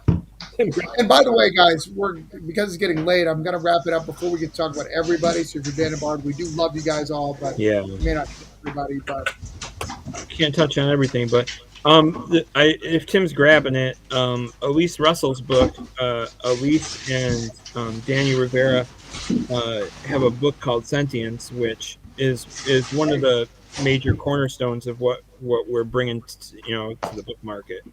So it's like we're calling it an American light novel. It's kind of loosely based on the Japanese format of a light novel. Tim looks confused and is hunting it down. I'm trying to find it. I know I unpacked it. Why don't you sit down and you talk about it, and I'll roll myself over to where I know yeah. it. Find it, because the coolest thing about Sentience is that we die in it. Damn it! I wish it's annoying me so much that I don't know where I put it. But yeah, that was Chris's idea about light novels because he's much more into manga and anime than I am. Right. But I had never heard of light novels till he brought it up, and it was a great format for Sentience because it just really allowed Elise so much room to stretch her legs and develop the characters, and as she really wanted to. And she got to write such a lovely story that's pretty fucking haunting too. But it's 220 pages long. Yeah. So yeah, there we are. Yeah, pull it back a little bit, Chris. Whoops. And I'm in a dress. I look beautiful. Mm-hmm. You look beautiful. I got a little smooch on my cheek. I'm so excited to get the this was super important to us, just as a project and all, because it at least had this huge story that she wanted to tell, and thank you. And part of it was with comic format and us being super new, that was going to be a huge lift financially. So I said to her, well, why don't we, you started writing this as a novel, so why don't we do this and kind of follow the light novel format a little bit, add some art to it, and put out the book in that way, and it worked out. And we took it to Zoop and raised some funding to help cover the art cost and a little bit of a book printing. And I think this is part of the reason why book market also is incredibly important, because we have this book that people need to read. Right. So let's get it out there. So that's part of the goal in 2024 is to get that established, and Dark Side of Purity is the same thing too, Mhm. though, right? It's another show. Yep. So It's volume 2, which all of volume 1 must be with you, Chris. it is. Hold on, let me I grab think one. all I've got left is this box full of a few comps that need to go out. I'm still trying to find everybody else's address, but oh my god, I'm so screwed up here. There we go. Volume 1. Yeah, but yeah, Heather Vaughn's companion covers for the main, but that was another idea that came from Elise, and she wanted to do this anthology. It was all women and non-binary creators talking about purity culture, and it's big anti-patriarchy book anthology, 2-volume anthology, 3-volume with the digital zine. I slipped that one in. Zine. So Where do people find these ones? Right can- now, this is on our site. Mhm. Okay. So you can get the Bard Shop. Sweet. Sentience is also available at the That's Bard in the Shop. link below. Yep, The yep. Bard Shop. In Hit the that up. description. big, big thing and- with Dark Side of Purity is that it is a charity book. So all profits are donated to NARAL, which is a national advocacy group for reproductive rights. Amazing. Very cool. I have a couple books already on my shelf for that. So Sweet. that's perfect. Thank you. That's awesome. So there we go. I'll just add to the collection. Yeah. And I want to bring up all the books that are coming out in 2024. But before we leave to that, there's one more book that is always a struggle for me because I don't read digitally. But you have one that made number 2 on Global Digital Comics this week, which is a little book called Reluctant Hero. Yeah. Hey. Alex McCarthy is a one-woman steamroller machine in terms of like the story is fantastic. And again, I am not an anime person. Right? Sure. That's absolutely Chris. Or manga. And this is manga. Anime and manga are 2 different things, my friend. Yeah, whatever, man. No, so that should really illustrate just the difference. But like That really does say it right there. yeah, it does. But I picked that up and I'm like, man, this is really freaking cool. So like as a person who traditionally does not pick up manga or anime, I love it. So like I don't know how much more of a selling point I can give to people. That like it's an incredibly wonderful slice of life, which is again another genre I don't typically pick up. But it's such a fantastic story. I thought you said you picked up Transformers. That's just slice of life, Yeah. just what goes on and Middle America at its finest. right. Rodimus Prime, came back, and it's just a coming of age story for Rodimus Prime. I mean, Reluctant Hero really is like our global comics exclusive right now, and Chapter 2 is coming out in January. And just trying to pump the wheels on that and build it up a little bit more. Alex has put so much work into it. It really is a awesome story we want to see succeed. It's digital only. Right now, yeah. Sweet. Yeah, it's planned for 6 chapters, so once all 6 are complete, we will take a Bundle them foray all into up? publishing a manga. And Cool. Alex has it formatted in the traditional way. So Sweet. Nice. that'll Very be cool. really cool. Nicole Neat. DeAndrea is editor on that as well. Sweet. Neat. All right. Yeah. So before we awesome. ask you the questions, I think we talked about most of the books. Is there any books we missed for 2023 that you guys want to talk about before we go into 2024 and talk about? I mean, we're running out of time here. You guys got Yeah. We should definitely, highlight Jason and the Olympians, which is really cool. Okay. That's another neat one that is more in the anime style. Jason's a really great book, and Alex Ogle and Shane Berry Hill, when they put it together, it really is it's tremendous as far as like artwork and style goes. We did cut a few pages out of it for direct market release, so when that does get a traditional trade and book market, there's going to be extra content. Yeah. But you can get a bunch of that and even more, I think. And if you go check it out on Global Comics, Yeah, Global Comics got a lot of right? stuff. I think we put that's a nice thing about the digital format is that we can just load up the digital publishing side. Here's of a it. So weird number of pages. It Yeah, doesn't matter. It doesn't matter. Yep. We can give so much Whatever more we want. content to folks. And shout out to Global Comics for being an awesome platform because they can do these really cool bundle things. And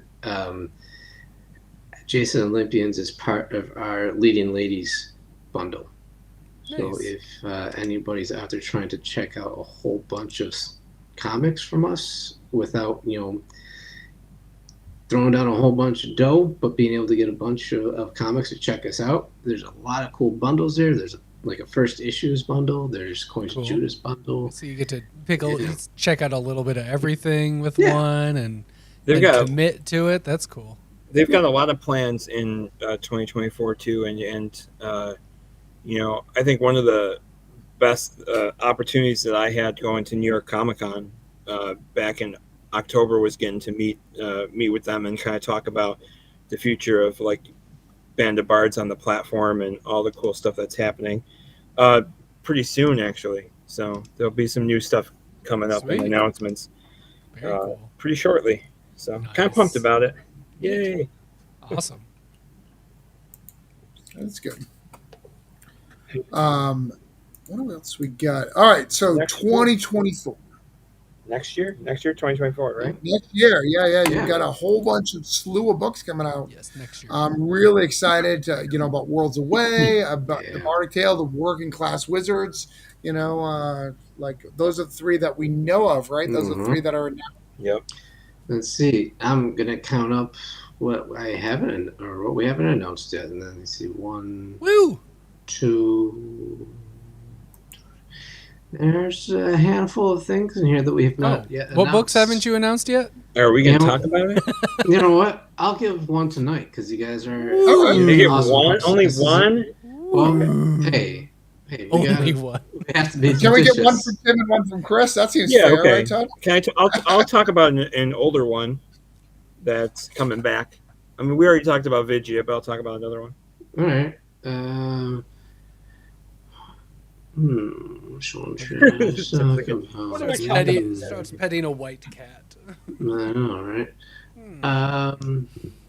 One that's really cool, and it did go through Kickstarter just recently, and we've actually are teaming up to help with fulfillment on it, is Ratatosk. Grant DeArmond had a wonderful team on that. That's actually another one that was pitched from the Static that we looked at, and we're like, you know what?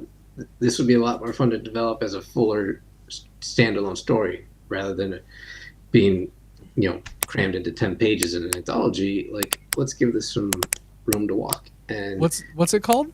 Ratatosk.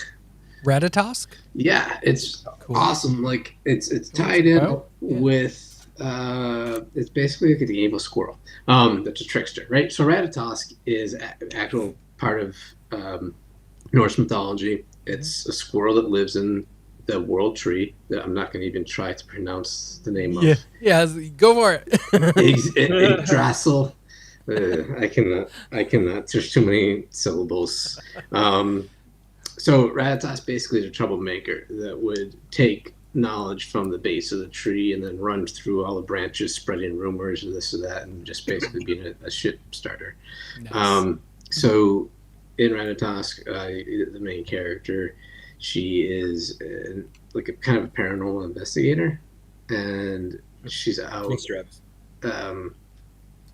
she's kind of compelled, and she doesn't know why, she's compelled to go investigate like missing persons or ghosts and that. And what you find is it's Ratatosk is secretly driving her, and you get to find out why and all the other stuff. I don't want to give out too much of the plot and the secrets, but it's going to be a really fun 3-part series. It's going to be later in 2024, I believe. Like it'll be getting solicited towards the end of the year, and it'll Is it just a one shot? No, it's a 3-issue. So the other couple of issues will also be going to Kickstarter throughout the year, and sweet. Yeah, cool. That'll be real fun. So please continue to support the Kickstarters. It's really been a pleasure to work with Grant and helping with the logistics side of the Kickstarter there. We do a lot of small things to help out the Bards, right? And um, if someone wants to continue to develop a project on their own separate from us, we can help out with the logistics side of the fulfillment or getting better deals on the prints. We do little things like that just to help out our Bards, and not to like toot our own horn, but like, as I'm not gonna like read a laundry list of things, but like as a small publisher, what are some other things that we can do to recognize like we're not going to be the biggest financial return for somebody compared to like say Vault, right?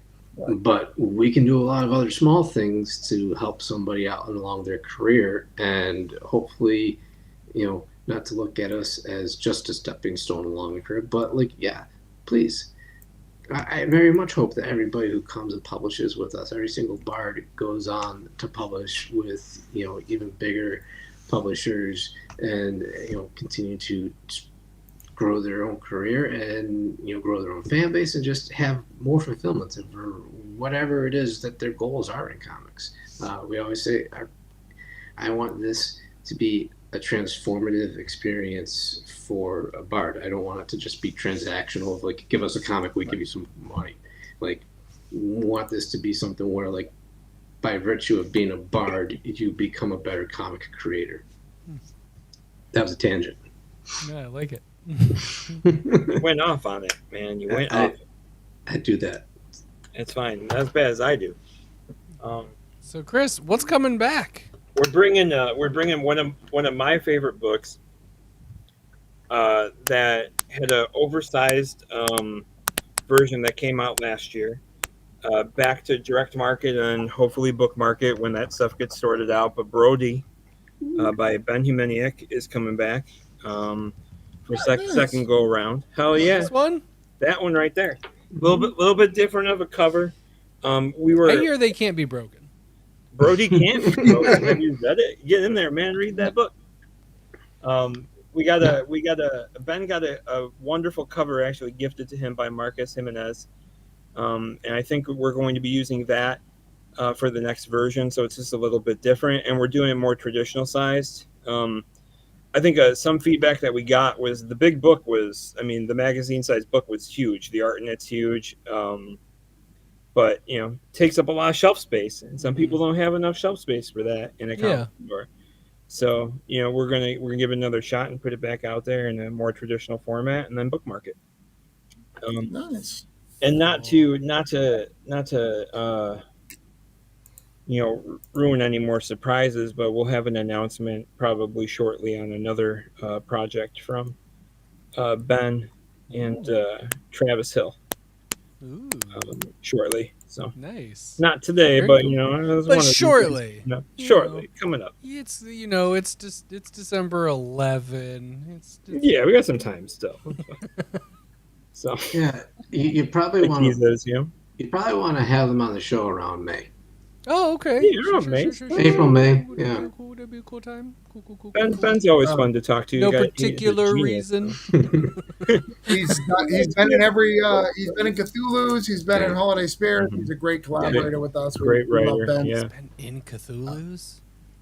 He's Stoney's lucky artist. Guy. Sorry, He's been in Stoney's. One the last thing that I wanted to talk about to make sure Clockwork? that I got in here.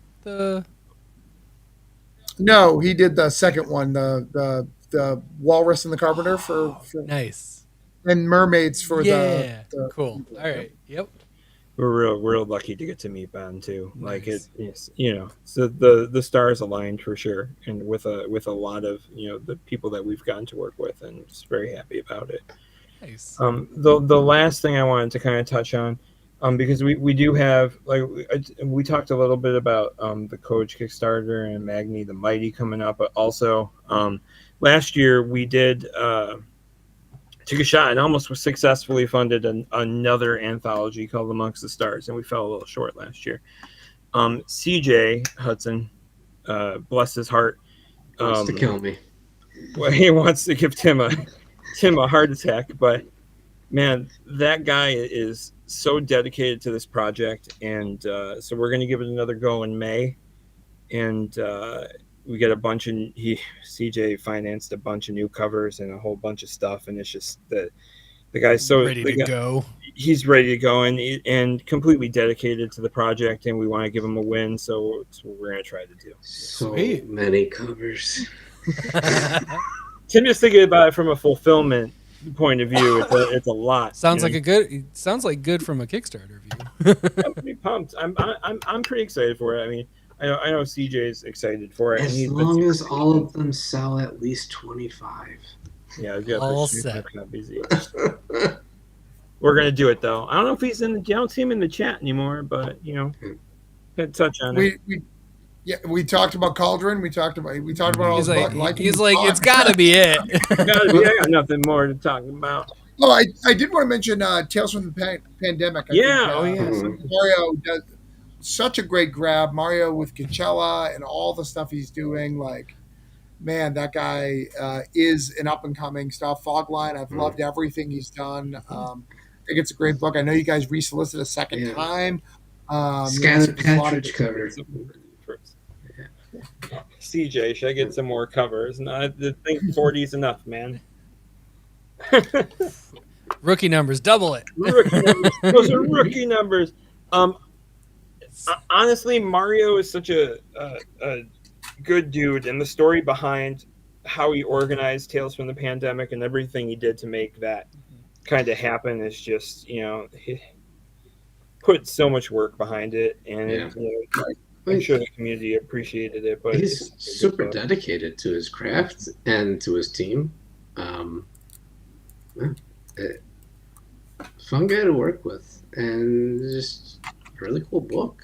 That was a pleasure to take to the direct market. That was another one where, like, on the second time we solicited, we've got surprises from the distributor, but he kind of threw off our plans because we wanted to do a little bit of a price adjustment on it, and because there were 6 copies still laying around at some diamond warehouse, we couldn't.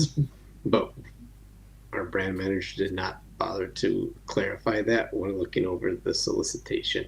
So again, one of those surprises was like, oh, hey, the solicitation is live online. Why is it like this?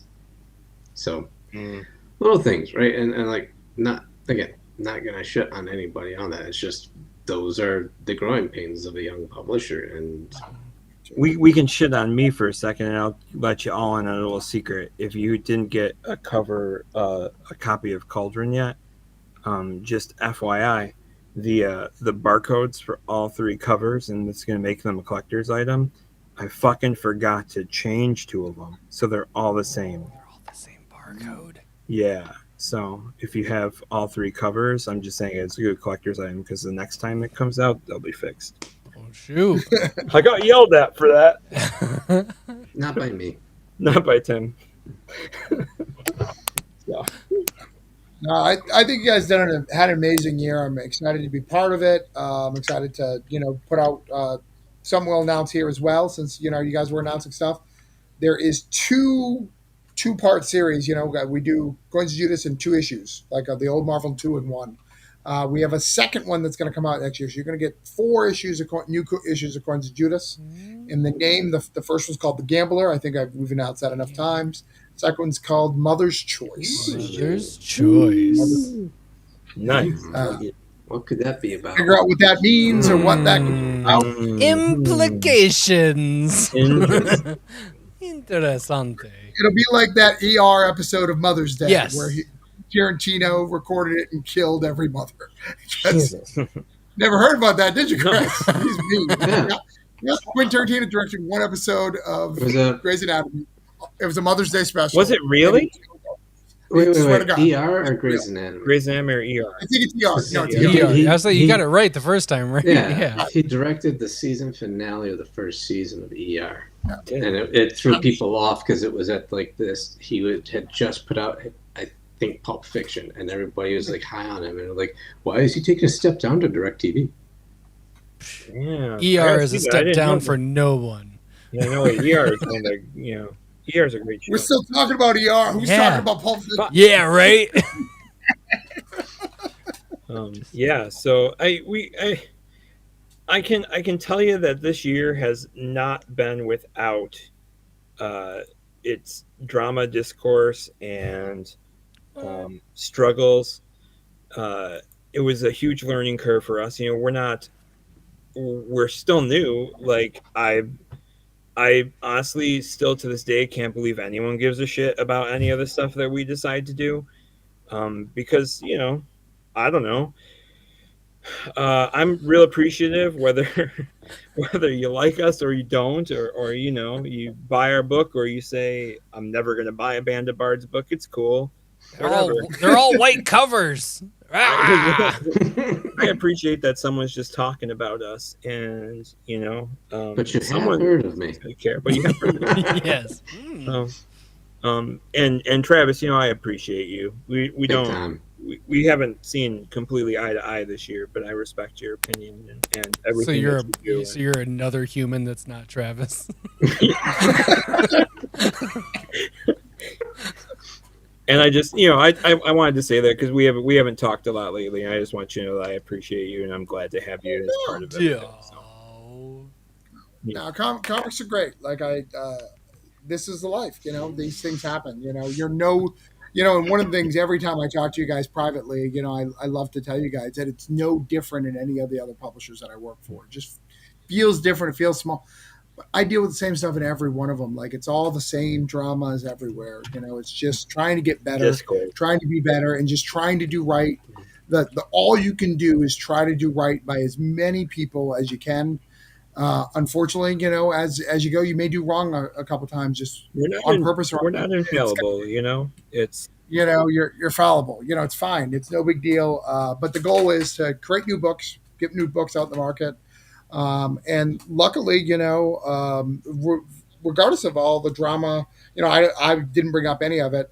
But the positive is, you know, we're still doing books. Yeah, we're all doing books. That's what matters. Everybody is. There's no book that you have out now that you started at the end of the year that you go, oh, we're never going to talk about that book. We're never going to be partner with any aspect of that whole thing. You don't have that. That's a beautiful thing. Yeah. At least that I'm aware of. If you do, everyone's coming out. So you know.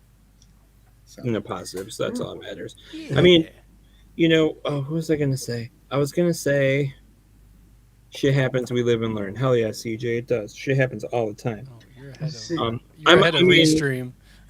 And you know, constructive criticism is always welcome and warranted, unless you're talking bad about my mom. I'm gonna fuck you up. Then what the fuck? I must get you through a table. I'll have you know, Chris won't say it, and I probably shouldn't say it either, but I'm going to say it. If you say something bad about Bards, Chris will find it on the internet and consume about it for days. Yeah, for months. So, years. You know, so just know that Chris is hunting you. I'm not even hunting. It's just like the algorithm automatically knows to like share a post on Twitter with me where someone, you know, calls us band of bitches, and then I see it and I'm just like, somebody doesn't like us. Oh my god! And I stress it. And Tim is just spreadsheets. Yeah, well, I tell Tim about it. Yeah, I tell Tim about it, and he's just like, God, dude, the fucking internet, man. Chris adds to the spreadsheet. Fine, we'll add it to the spreadsheet. Yeah. You know. Amazing. User 1878 on Twitter said X. Always a bot account. Like, tell Chris he's a fucking dick. So do we want to do questions rapid fire? Yeah, let's do it. All right, let's do it. Hell yeah. Todd, you're having me go first now? It's a Christmas miracle, Todd. Thanks, Jack Sachs. Now this is going to be hard because we've never had two people to ask these questions. All right, so Merry Christmas. What do you think makes Band of Bards? I feel like we've talked about this in different layers, but now you need to give me a concise answer about it. What makes you stand out in the comic book market? But Jesus. Band of buttholes. That's what makes us stand out. That's pretty funny. Yeah. That would stand out. What makes us stand out? Is that the thing that we're struggling with the most, maybe? We don't really cater to just like one genre, so it's, you know, it's every month something different, right? Yeah. Right? We are absolutely dedicated to the mission that we put out, and we are super protective of that.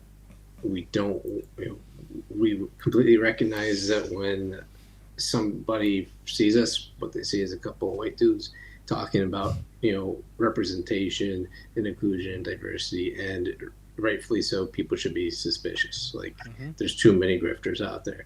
So we go through great pains to make sure people see that we are genuine, that when we look to who we're working with, shout out to Joey Galvez being here, Megan Marsden, who heads up our marketing and direct market outreach, which she has a history with working with Diamond. Like, she's been just She's a goddamn hero. Yeah, is what she is. Yeah. Intern Up, Kate, Joey. our editorial intern. So, like, we're here to genuinely create the platform and allow other folks to be able to play in the space that we build. Yo, that's nice. I like that. God likes I it. like it. Tim always does it better than I do. I always get stuffed up and ramble on about fucking dumb shit. See, So. I'm still thinking about Band of Buttholes and how we could have the bob, but the hole in the middle could And really it's in the be middle, something and special. you got E pluribus anus going on. Yeah. like the flag from Community. Yeah, right? E pluribus anus. Yeah. Someone did call us Band of Buttholes once too, man. That could be really like a funny. Beavis and Butthead imprint for us. Oh yeah. It could be. We should. Let's That's start talking about imprints. Band of buttholes for an imprint. Band of Buttholes. Pretty hilarious. There's your erotic comics, CJ. Band of The Band of Buttholes. Buttholes is the erotic Buttholes. imprint of Band of Bards. I could sell it at my shop.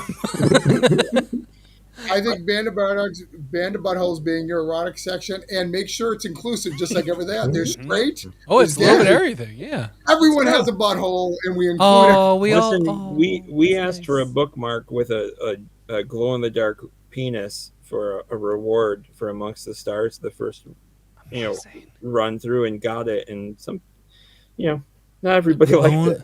Glow in the dark penis bookmark. Yeah, I have never seen that before. I mean, love that. yeah. That's fantastic. Kara Husett designed that. She did a wonderful job on Does it. it fold out? yeah. It could. Yeah.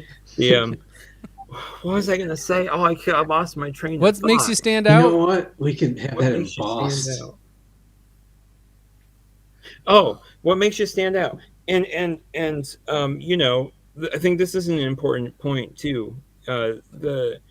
The thing with us is we did it weird and we did it backwards, right? Like, usually, like, when someone starts like an indie publisher, they start by like publishing their own stuff. Mhm. And Tim and I are like, well, let's publish other people's stuff.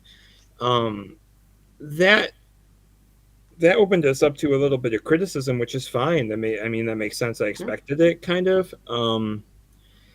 I think there's some confusion in regards to how it works. And I mean, like, creator-owned stuff is always creator-owned stuff. We're not an IP farm or anything like that. Like, it literally is more or less a licensing agreement that once it's over, if you want to stick around with us and keep publishing something, we're absolutely probably down with it.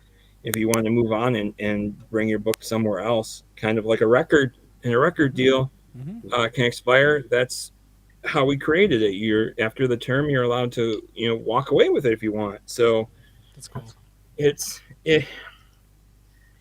Trying to do things a little bit different with than like others do, and some people just hold on to like IP forever, and it just sits there in a closet, and it's just like, no, it should be out there. If it's not going to be out there with us, it should be out there with somebody else, then, right? I don't think we set out to try to emulate any other publishers. We wanted to basically be Fat Wreck Records of comics. Nice. Dinosaurs will die. Yep. That's awesome. The epitaph of indie comics. So So this year has been rough. Hmm. You guys, there's tons of internet drama. There's books that didn't come out, Kickstarters that didn't fund. Yeah. I know printers refuse to print books for you. Diamond fucked you over. Apparently, Chris doesn't know how barcodes work. Bunch of things. Well, he does just. have There's only happened. one barcode that he knows. I almost forgot that fucking printer told us they weren't going to print our book. Right. So you Yes, guys right. have Oh, yeah. had a You just reminded Forgot me. about that. Damn it! He More was things just came out over about it. He forgot about it 2 days ago. It just sounds like we have these wonderful Dark Side of Purity books. I can't believe that one printer said no.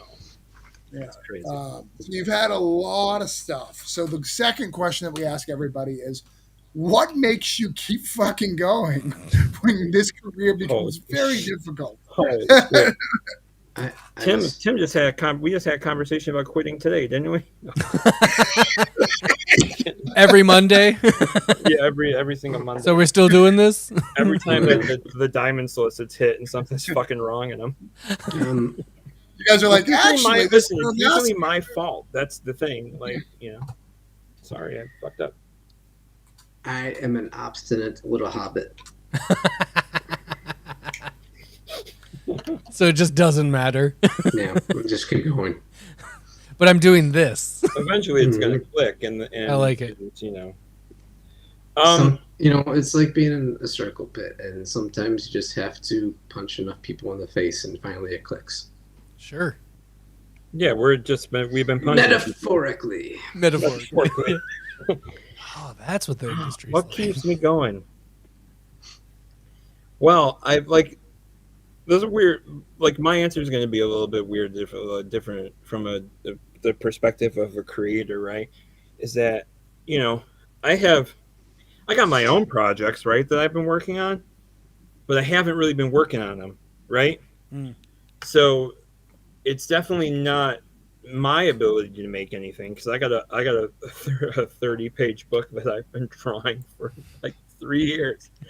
I've been dedicating that time to everybody else's book, right? I think that and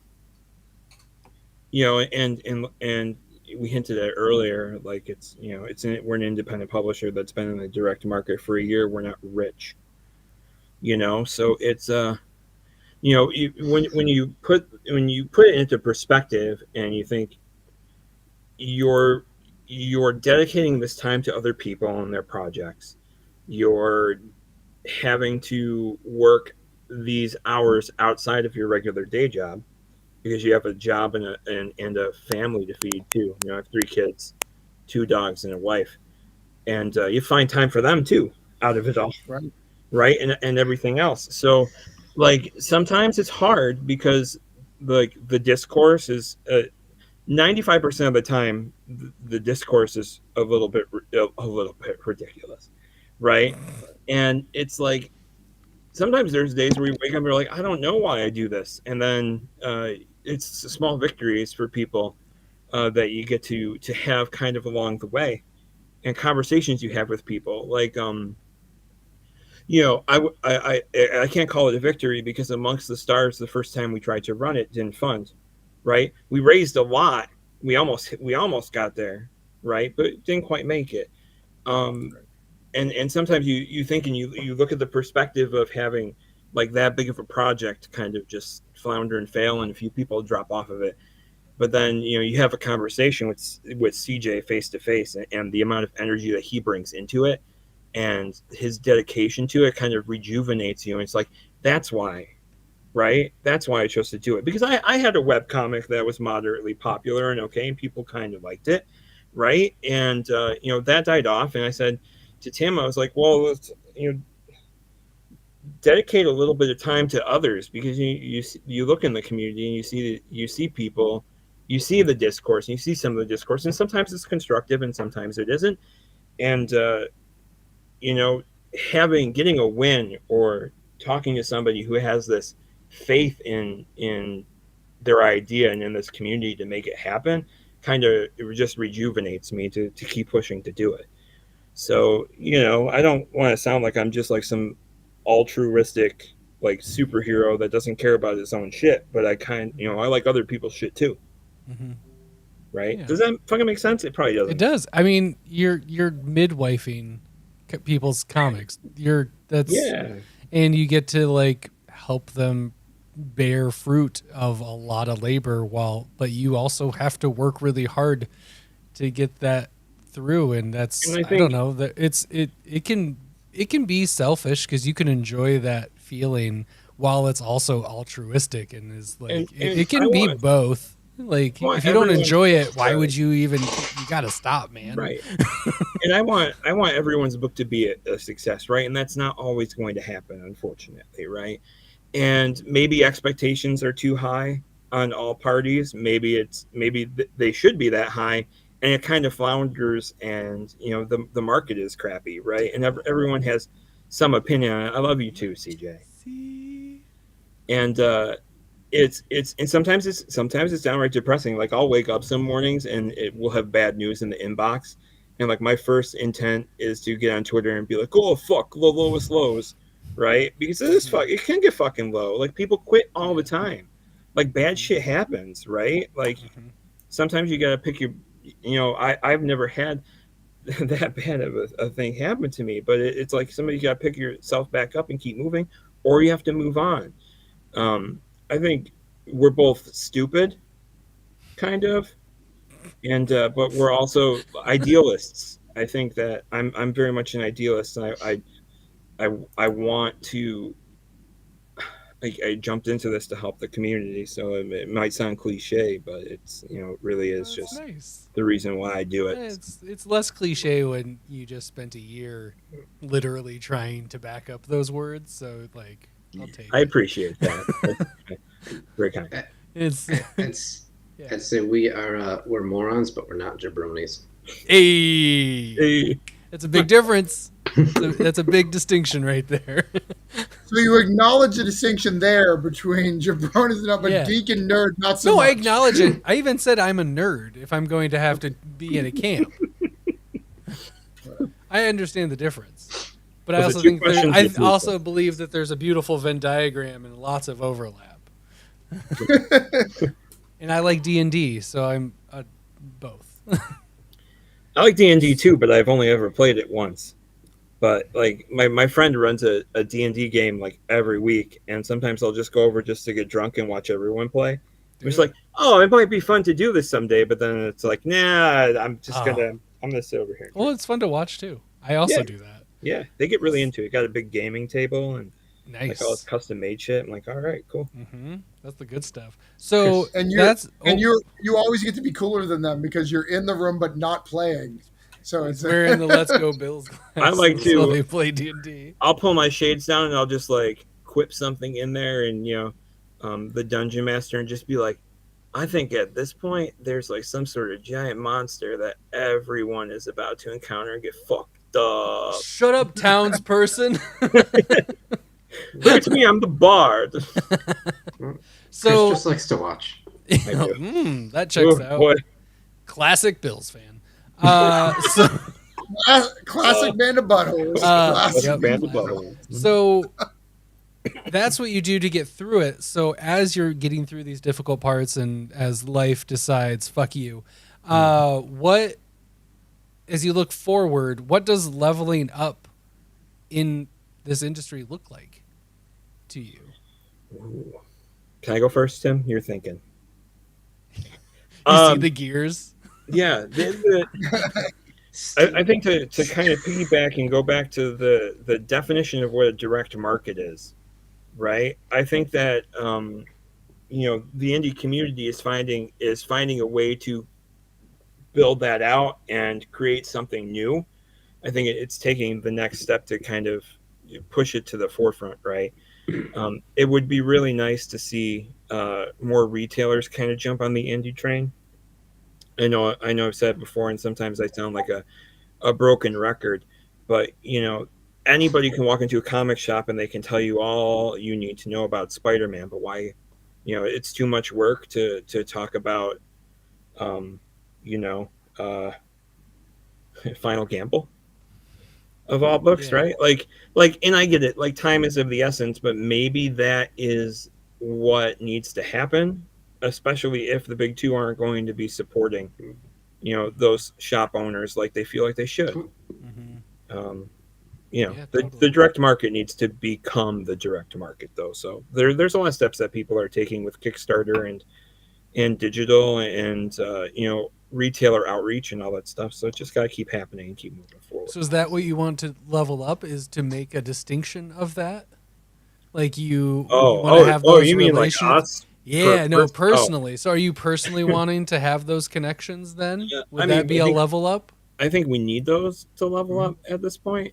It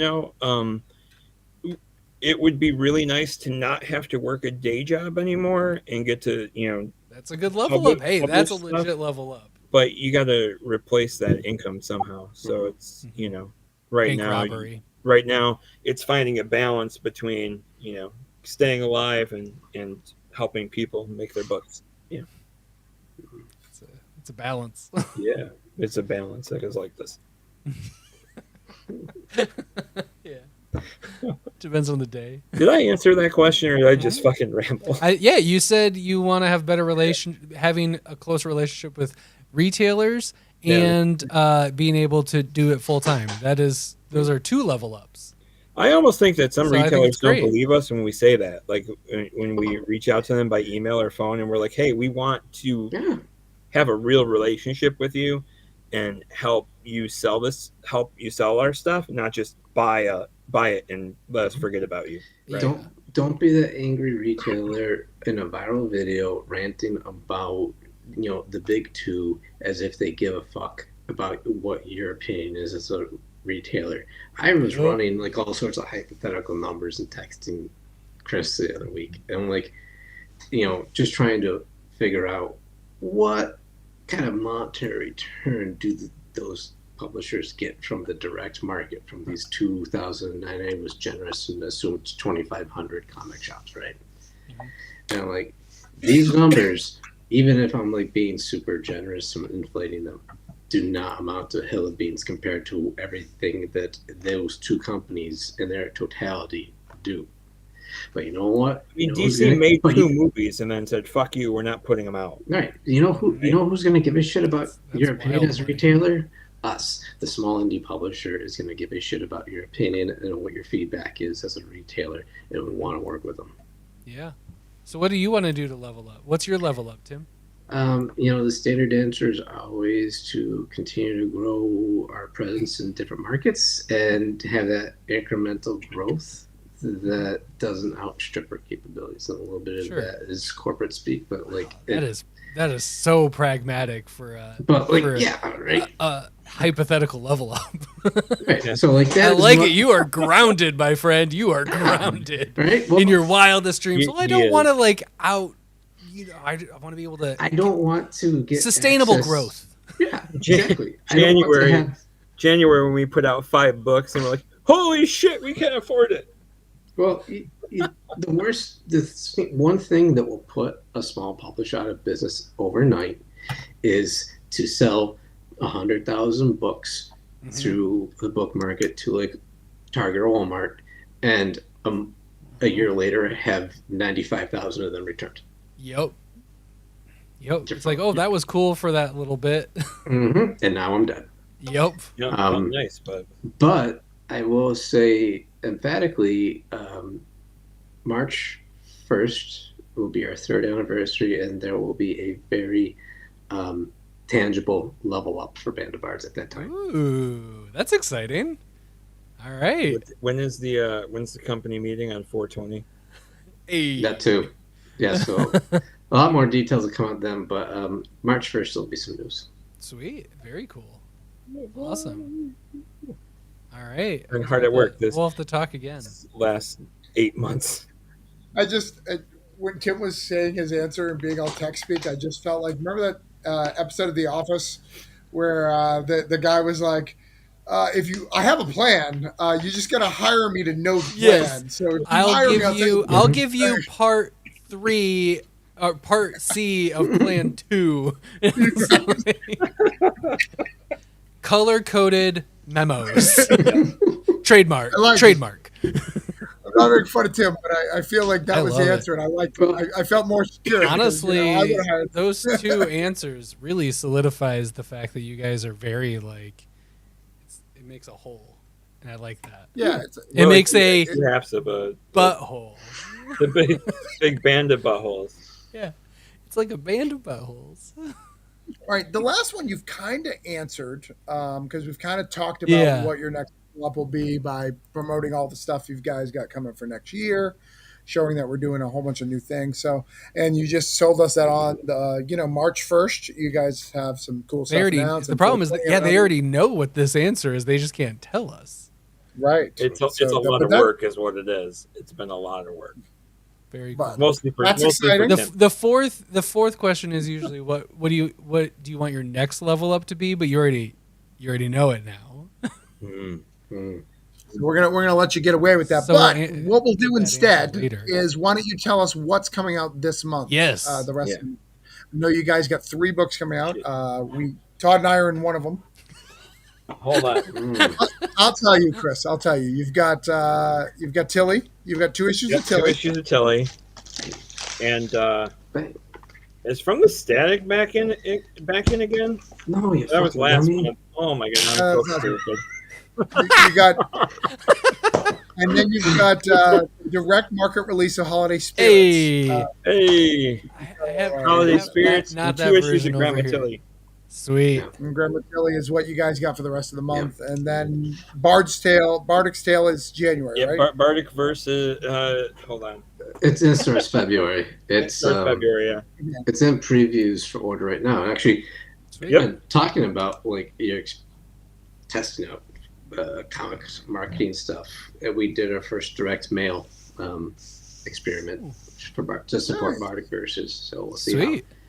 what terms of that. Very cool. Let's see Nice. how many of those sweet Bardic Started verses somewhere. postcards So that- made it into people's hands.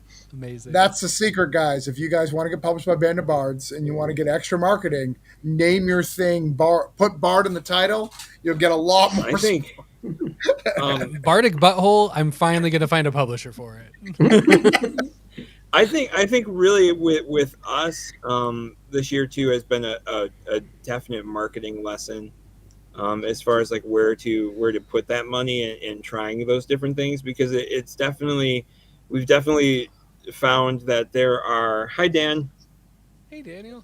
Again. We talked about this earlier. that there are places that work when you're investing your money into it for marketing, and then there's places that don't. So it's been a lot of big lessons this year for the first year. So I'm excited and I'm excited for what's coming. Awesome. Well, I am too for you both. I really appreciate you both having us on. This was fun. We haven't done the show in a long time, Well, like a long time. Thanks for coming out of retirement for us Yeah, I appreciate for it. our season finale. Our season finale. And- It's a season finale. And I guess just to let anybody who's regularly watches on replay or whatnot, our format may possibly be changing come New Year, and like we also have some different ideas and some things a coming. So I think that's Yeah, important. Todd Change is said important. that, and you need to level up. And I was like, oh, how so, Todd? Yeah. And then he pitched a plan, and I was like, all let's right, level up the show too. let's level up. Yeah. How bad would you get So- sued if you used the dun dun dun dun dun dun? Oh, dun, dun, I didn't even. I just Swear- didn't swear even would- try it swear would because I hit don't. you. It Swear would can't. It just hit you can't with go a- well. Do not. Yeah, Yeah. that'll be Well, a strike every time. Yeah, As we like to say on this channel, we are so close to monetization. We are on the road to monetization. There we go. I like we're on the road to monetization We're almost because technically gonna we make money. started a channel. Listen, Right. that's our Tim and my conversation all the time is we are almost gonna make money. Yeah, Buddy. almost there. Almost. I just like doing this and choking on my water. Don't But I die. think we leveled up. Todd. I feel leveled up. You have to right have us now. back on again sometime. You know, Yeah. don't die. So, for sure. All you guys Oh, really need to consummate do professional. is take Weird Al's. Oh shit! I just looked it up. the song Mission Statement and Oh, just yeah, put yeah. that into practice. Yep. Weird Al. I mean, you always Yeah. got to go the Weird Al method. Yeah. The 80,000 Spotify listens Oh my gets God. you $12 Yeah, it's sale. amazing. That one? Yeah. That's all you need. Go find his song Mission Statement on YouTube. Well, thank you both. Thank you, everybody, for watching. Hopefully, you guys will stick around for just a minute. Yeah, of But course. we'll end the stream here with a big thank you for everybody for watching and for commenting. And please subscribe, like, check us out. It's our season finale, and it was great doing that with both you, Chris and Tim. Thank you so much. Thanks for Yeah, having no us. more for December. And check out, We're gonna yes, take December's off. We'll see you in January. In the meantime, check out the Bard shop in the description. And is it March 1st yet? buy Holiday Spirits, Yeah. buy Yes. Tilly, buy Bardic Do Verse. it. You know, try out some Talk to your shop owner and be like, hey, these guys, you know what? They're pretty cool. Try out a Bard book. Try out Thank you. a Bard today. Try Try out a Bard. See ya. Thanks, everybody.